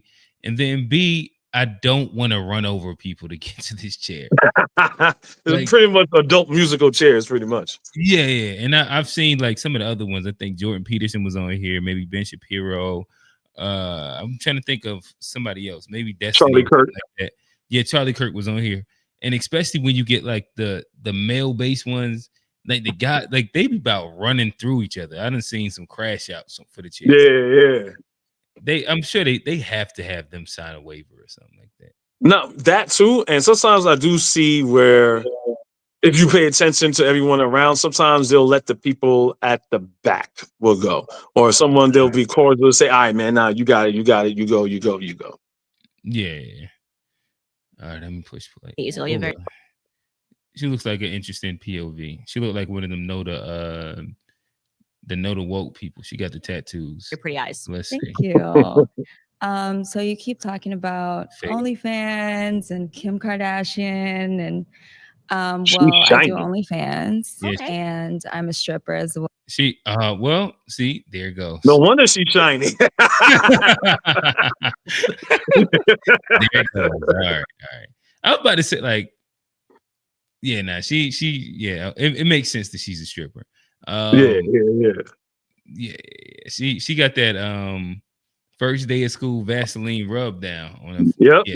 Come here, boy. Come here. I gotta loosen you up. It's definitely what she has right here. Well, So you're in the sex industry. well, I'm mainly a recording artist, but I do that to fund the music. Okay. But you know, you're saying basically that we kind of like devalue ourselves, but at the same time, I'm celibate. I still consider myself a woman of God, and so Whoa, you know, whoa, she's not stripping all for of the us Lord? are just God out. damn. Yeah, she's interesting. That's human. crazy. I'm a But stripper, and a rapper. Like, what the hell? Like, this is so contradictory. Like, nah, what's I'm her sorry, name? man. Let it play. But I need to look up her music also. What's her name? Let me see. It's got to pop. Zola. I want to know where she strip at. You can look at her music. I want to see where she strip at. Listen, this is YouTube. This is we can't get that deep into it. Yeah. I'm gonna push play, but yeah, I guess she used the word celibate though, so that means that she could have just turned celibate, hustle and flow type girl. But yeah, she could have just turned celibate yesterday. Yeah. But I also say she does look like the type of female that probably spins guys for sure. Hell Like, she yeah. be Hell out yeah. here spinning niggas. Try to finagle them out their pockets without dropping the drawers. Yeah, hell yeah. Yeah, she spin them for sure. You can kind of tell. But at the same time, I'm celibate. I still consider myself a woman of God. And so, you know, not all of us are just out there just, oh, hey, showing the goods, you know, like we do respect our bodies still. So I don't like that you kind of putting us all in one box because of that. So we have to, in order to have debates, we have to make generalizations. Of course, there can be some exceptions to the rule. But what I'm trying to understand is how can you say that you're not, you know, giving up your body if you are a stripper?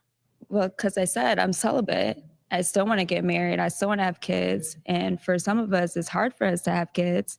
And I've also dealt with sexual abuse since a child, you know, so I wasn't doing any sexual work as a child, you know, and still went through things like that. So I first want to say, I couldn't find it. Perfectly sympathetic to everything you're saying, especially if you come from an environment where you've lived through something when you're a kid, it makes it infinitely harder. And it's actually a reason why so many people turn to sex work, because they don't have that structure at home that gives them, I think, other options. But would you agree with me that if you could, like, that wouldn't have... I went to college for music production. I went to LA recording school. Okay, so did you decide to be a stripper because of economic restraint or because of freedom? For freedom, you know, we want the choice to do whatever we want with our bodies. Okay. You know, I don't think it matters if Wait, you pause it right there. dress Pause it right there. how you want to dress. Pause it right there. I don't buy that. I don't buy that. She asked her, so she has enough money to pay her way through college and pay her bills. She's just doing stripping as a hobby. That's I call it cap. Candace about to get a win right here. Candace about to get a dub right here. yeah. That's crazy. Yeah. Candace about to get a dub right here. This. Yeah. And you could look at Candace's face right here. She's about to attack. Like coming in for the kill, going for the jugular. You could tell that she was about to answer it truthfully, and then she had to switch back in the program, and she was like, "Well, no, we like da da da da da da da." Yeah. This is about to be a Candace W. I can kind of feel it coming. That doesn't mean there is a choice. Economic restraint or because of freedom? For freedom, you know, we want the choice to do whatever we want with our bodies. Okay. You know, I don't think it matters if you do want to dress how you want to dress. That doesn't mean, you can, you know, sexually abuse or sexually harass. Okay. Do you think that men that are being brought into the strip clubs to watch you, do you think that they're walking away and going, I did that because that woman was empowered to take off her clothes? Or do you think that they're actually devaluing women? No, I get it. I used to be that hypocrite. I said things that I said I would never do anything like that, like I totally get that. But some people just want to go to the club and have a. But yeah, like, I don't believe that there's a bunch of women. Maybe there's like a very onesie twosie thing. But I don't think there's a bunch of women that strip that don't do it primarily because of its easy, fast money. Exactly. And they're still inside like a space where they can make that money inside excess and possibly live or find a guy and or finance whatever thing that they're trying to do. It sounds like she falls into the finance thing, but yeah, I don't think that women are going to become strippers because of sexual liberation. And then exactly, it kind of, I mean, I'm not in a dating game. It could be probably a little bit, I could probably be off here, but if you're doing it for bills and things like that, and you're in a dating pool and shit like that, you have to be, if you're going to be fully transparent, you got to be honest with your potential partner or husband. Like, yeah, I do a little stripping. Then the question comes up: how many VIP rooms you did? Shit like that. She's stripping or she is stripper. I'm tapped out immediately after that. Like, ain't no way around it. Like, I am not interested. Not interested. Yeah. Like, so I don't believe her. I don't. Especially, it makes it even worse. You say, no, I'm just doing for the fun of it. It's like, what the fuck? Like, I'm like, what is that? That's crazy to me. Yeah. Good time. Yeah, I think most of the people who are making those decisions are doing it because they're dealing with addictions themselves. I think you're worth more than taking your clothes off. I think that if you wanted to have a career in music, you wouldn't have to take your clothes off to do that. And I think that it's sad that you've been. Every story is different. Every story is different, but I do think that we can make a generalization. I about the was people at who are that point where I was going to college. I was working 3 jobs. I used to be a nurse. So you just don't know the situations. You don't know how life is going to turn out. It's going to be goes ups into her first. Exactly. She's a hypocrite now. Yeah. Okay. Yeah. We saw that live from a mile away. But yeah. No, I didn't want to do it. But in my situation and things that I went through, it's something that But I'm actually really glad that you said, no, I didn't want to do it. And you were put in a situation where you had to do it, because I think that's really honest. And I think the problem that I find with feminism is that it's a dishonest movement. All right, guys, pause. You're right, Q. That's a Candace W. I'm not judging. Yeah. That's a Candace W. And you see they voted her out the moment she was being very hypocritical. You saw all that red flag pull up mad quick. It was like, nah, you done. You know what I'm saying? Because she was so far, she was the worst. Yeah. She wasn't prepared. She was the, like, how all the YouTube videos be like, dumb feminist gets defeated by logic. Exactly. For sure. Yeah, that was her. If it had a picture. Yep. Yeah, for sure. Yes. You brought up a book about that we're going to biology, and that biology is what we should organize society on, based on like what skills men are good at. I can restate what I said. There is a book, and the argument that's being made is that you can't outthink your biology is the easiest way to say it. So feminism, I would say, is a movement where they are trying to outthink biology, meaning that all we have to do is this, and that, and then magically we're going to be transformed, and that desire within us to want to start a family is just going to like die, or we're going to be happier doing this thing. And I think the answer to that is no. Right. Can you pause it real quick for a second? I would argue that our biology does not. That is a very disingenuous claim that she's making. The purpose of feminism is to not change women into men and give women quote unquote male roles. The purpose of feminism is to give women an equal playing field where they're not chained to the kitchen. They're not chained to just having babies and taking care of kids and their husband. That's the definition of feminism. Yeah, they have some version of autonomy. Yeah, so that for her to get away with that is crazy. I just wanted to stop that just because in case it went over anybody's head. To me, that's like a red flag right there to continue the conversation with that particular insane claim. Yeah. Typically, you just have to be like, I don't agree with your framing, and then not have let's see what you do. as much of an effect on we are doing this thing, and I think the answer to that is no. Right. I would argue that our biology does not have as much of an effect on the things that we choose to do with our careers, with our life choices, as you think it does. Our closest ancestors are chimps and bonobos. Bonobos are matriarchal, chimps are patriarchal.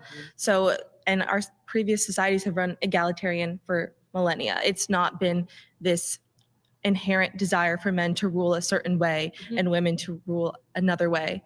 It has been egalitarian, it's been matriarchal, it's been patriarchal because there are things that go into effect, like your situation, your personality, that make you better at doing something than just your biology. I know many quiet, nerdy men that would not be good leaders, and I know many strong women, and vice versa. Like, it does not matter as your testosterone, the hormones you emit, is not going to have as much of an effect as I think you think it does. I totally think it does. And so that's why, let's getting back to college, since I'm assuming you support women going to college. Yeah. Can you explain why there is, when they can freely choose, why there is such a difference in the majors that women choose versus the majors that men choose when they get to college? Well, I think it's also important to note that things are changing, and there's like many initiatives to get more women into STEM, to get women into higher paying career fields. When women have been kept out of these fields for so long, it's a slow and steady race to get them there. It's not that women are not choosing them. They're slowly learning that this is okay for them to choose. There's more women in STEM. There's more lawyers. There's more women. Yeah, I guess one of my things would be is that an answer to her question that she's asking does deal with, like, I'm not a person that loves that really like those that like patriarchy in terms like that.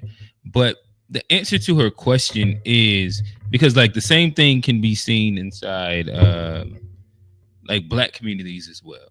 Like, when you have like access and understanding to careers and jobs, it opens up your purview of what's available and what's actually feasible and realistic for you to do.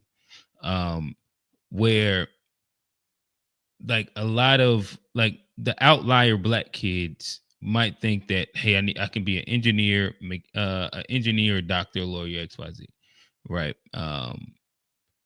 But the average Black kid that might not have parents, they might not understand like all these different other versions of careers that earn, $100K and above, or even dream to the idea of being a doctor, lawyer, physicist, XYZ, because it doesn't seem feasible. It doesn't seem like anything that's inside like your direct grasp.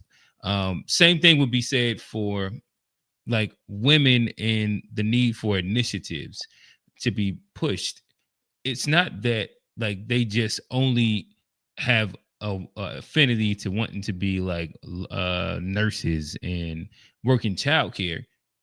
What they've seen, and more than likely what their mothers were, and what's like the easiest, most comforting thing that like is right there that seems feasible, seems realistic, and attainable, is like, okay, I can do what I have seen work for the women in my family that have already been able to put themselves inside a decent position. But then again, like once you get to guys, a lot of times, because of men have already been able to establish themselves over like decades and decades and decades, the more likelihood that you're going to have a dad that's an engineer, or have men that's inside your vicinity, especially as you get wealthier, that actually have been within these fields, is a lot higher. And then like you're more likely to mimic either like what your dad was doing, your brothers, your uncle, or somebody that you can look at as a role model. But if women don't have an extensive amount of role models that have been inside these fields, then like I said, like it would take time and initiatives. And yeah, just wanted to throw that out there. Can I build upon that real quick? Just to build upon what you said, I'm going to go more towards the gender aspect as far as roles of employment, and we have to. What Candace has to realize also is that women need opportunities into these fields as well as representation, that like what you were saying, but not everything. I'm not of the mind of that women should do every job. I feel that women should have the opportunity to do every job. So I have a friend, he works construction, and he gave me a perfect example. He was like, I work construction, so if they're like, hey guys, we about to pave cement, lift those 20-pound bags of cement, and there's 5 of you, and one of you is a woman, the average woman. Now she has the opportunity. Those guys are moving these bags of cement like boom, boom, boom, while she's struggling with the one. So now everyone has to pick up her load and do what she has to do. So she's not going to be as efficient. Now, that's not to say that women can't do that job. My same friend that told me, that's, has been in construction for years, he's saying there was this girl, she was big, brolic, and she was keeping up with the dudes. She could probably dust some dudes, you know what I'm saying? But that is not normal. She's the exception to the rule. So we all been in, like, you go past a construction site, and if you don't know me, people probably think I'm sexist. If there's a lot of heavy lifting, they putting asphalt down, they laying bricks down, and you go through that site and you see a woman directing traffic, like, hey, go this way, go that way. I'm like, good. That's what she should do in this situation. That's not me being sexist. That's just me saying how efficient she's gonna be. She's 5'6". What is she doing? She you know what I'm saying? Gun or something. I don't know. Yeah, that's what I'm saying. That's not. Yeah, I understand what you're saying. Like, in general, it's the what is it? The opportunity of, or it's outcome versus access versus outcome. Exactly. You want the opportunity of, the access to there you go. It's the access to opportunity, not necessarily the access to outcome. Exactly. You just like if you want to try out, that's fine. Yeah, and I agree with that. Yeah, I definitely agree with it. Jimmy said, women have access to everything now in 2025. The feminist movement seems goofy at this point. 95% of bricklayers and plumbers are men. Why aren't they pushing to join those industries? Well, the reality is that bricklayers and plumbers in general as a profession are in need of people to join. I think that what is it? Is it like there's like a 50,000 person shortage of plumbers? Like, it's some crazy number. Like, when it comes down to some of the trades in which people in general have evacuated the trades. This isn't like specific to women, or it's just trades inside a society in which people, millennials, or what's the new term for the youngest kids? Is that Gen Z? Maybe, I don't know. I don't know. like the value of hard work in general. This isn't like going male or female. Just in general, isn't at like its highest peak for either. I'm push play on it. Let's see if we can finish this off. Women are making up strides to those positions, so it's not like they're sedentary and they're staying in these humanities or arts fields. I don't think you're being honest. I think, like, did you go to college? I mean, I'm in college. I think I know that women aren't, it's not because they're not pressured. It's because when quite literally they say, what are you interested in?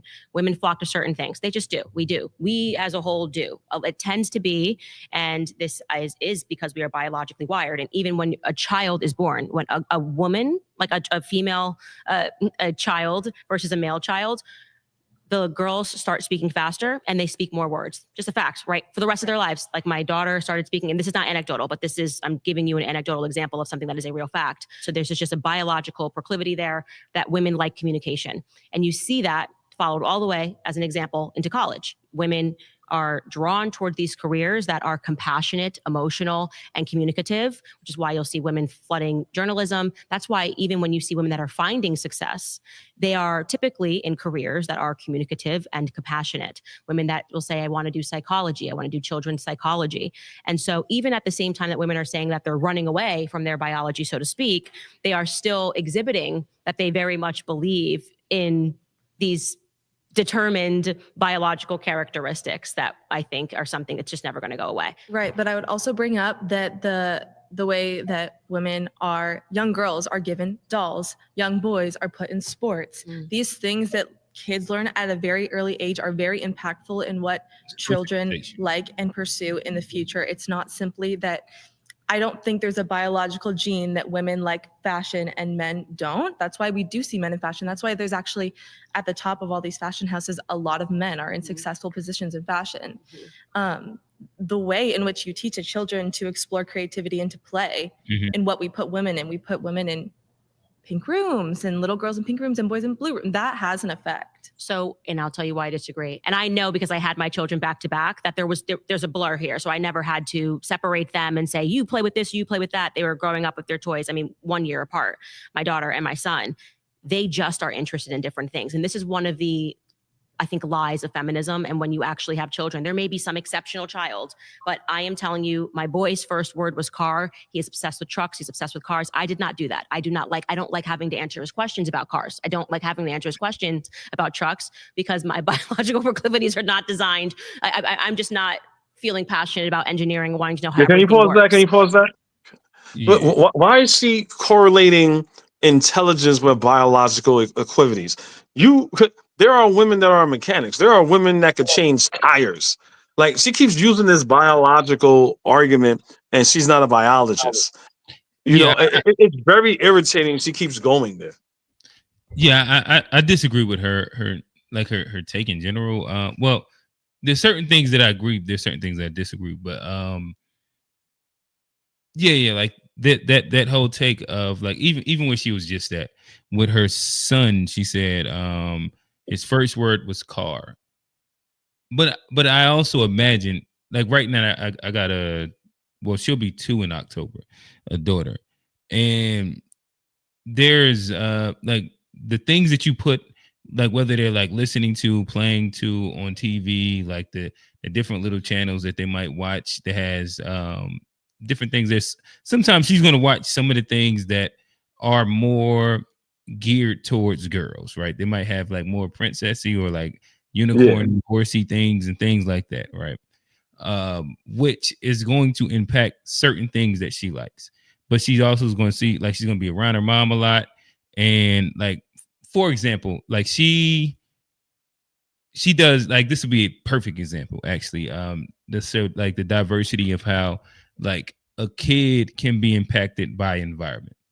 So like on like today, for example, is a Saturday. So my son, he had a game. He had a basketball tournament like an hour away. On these days, because my wife, she stays at home, takes care of the kids for the most part. Like I'll take my daughter with me to the basketball games a lot of times, and just to give her a breather. And the thing is like there's like a duality with that. So like she's kind of like partially grew up in it, like not grew up in, but like she's been to gyms a lot, so she's comfortable there. Like basketball tournaments, loud whistles, horns, the whole 9 yard. Basketball's bouncing, blah blah blah blah. But she's also around her mom a lot, and so leaving out like, and this is like she's like, I don't know, maybe she's like 18, 19 months or something like that, maybe 20 months or something. Like leaving out, she want that Hello Kitty little purse, and once you put that on her, she's gonna grab my finger, she's gonna want to walk to the door. Like it's like boom boom boom. She gets that from her mama. Like she's gonna put a purse on and she's gonna go out to the thing. But then while we at the gym, she's going to want to go find a ball, grab a ball, try and bounce it, play around, XYZ. In which both of those are environmental influences.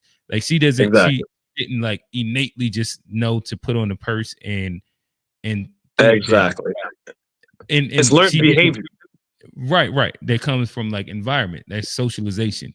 And as much as we like to say, like, I didn't push them to do this, to do that, there is like natural ways that boys and girls are socialized that will typically push them like until they're a certain age where they start making up like their own decisions on their likes and not likes. That I think is just part of the process of parenting, in my opinion. Yeah. I mean, my grandmother, she had 9, right? And there's a story about my uncle that they always tease him about it. He's the youngest out of, at that time, 3 girls. So you're the only boy. You know, your sisters are like at least like 5-7 years older than you. And they're doing girly things. They're playing with their dolls. They're playing with this. They're playing with that. And through that, you grow up in that environment. They're like, oh, I want to play with dolls too. Because he feels left out. He feels a little bit ostracized. And they're like, no. You don't play with dolls. You're a boy. You're supposed to play with this. You're supposed to play with that. And da. You know, so but I'm trying to like little kids having fun. He's not even separating at that moment. Like, oh damn, they be having fun over there with them little dolls. Like shit. Exactly. It's more than likely what a little kid's thinking. Yeah, not like, well, you know, I want to be a girl or whatever. And this conversation came up as far as like, oh, does that mean that you're gay, or does that mean that you're that? Like, no, it's to do with your dynamic. Even with me, my mother reminded me one time, I vaguely remember it was my mother, I'm the oldest, but my mother and my sister was bonding, and my mother was putting nail polish on my sister and things like that. And I must have been like, I really remember when I was really young. I think I was like 5 or 6 or something. I was like, well, me too. My mother's like, no, what's wrong with you? You a boy. You can't do that. And I think she put like some, you know, like the clear nail polish to harden your nails. She said, you could do this. I ain't give you nothing but color. She just did one. You know what I'm saying? But I remember these things because it has nothing to do with your biological makeup. It has to do with acceptance and the environment that you're in. You know, so her using this biological nonsense is just ridiculous. No, I agree. I'd also say we gotta tuck away that conversation. Them FBA boys are trying to use that one. I know, but I'm secure in my masculinity. They ain't. So I'm fine. Yeah. All right, but nonetheless, I think that we pretty much ended that. It looks like they'll pretty much do she'll bring somebody up and they'll kind of do the thing. But I've been online for about 3 hours. I think that I'm gonna kind of pack this one in. Kofi, Jimmy, and who else? It was a couple other guys that they commented. G-Man03, Mike, MVG. Shout out to everybody that's hopped in the chat, that's contributed. All the guys that's still in the chat right now. Appreciate y'all. Kofi, appreciate you coming up, pulling up. No problem, brother. Like pretty much the second half of this with me, having some fun conversations. You know, when I can actually do this, I will try and do it on some Saturday nights. But again, I got a whole live wife and I have a whole live daughter and a son that plays basketball at fairly high level, to where I'll be on the road a lot. But when I can, I'll make sure I give y'all some notice. Well, we can sit. Y'all can send me some stuff. I can send or just watch and commentate on some content that I like to digest. Like I said, I'm fairly diverse, where it probably end up being on the sides of there'll be some political, there'll be some debate-ish type things, there'll be some music-esque type things, and some comedy-esque type things. But nonetheless, shout out to the chat. Appreciate you, Jimmy, MVG, Kofi.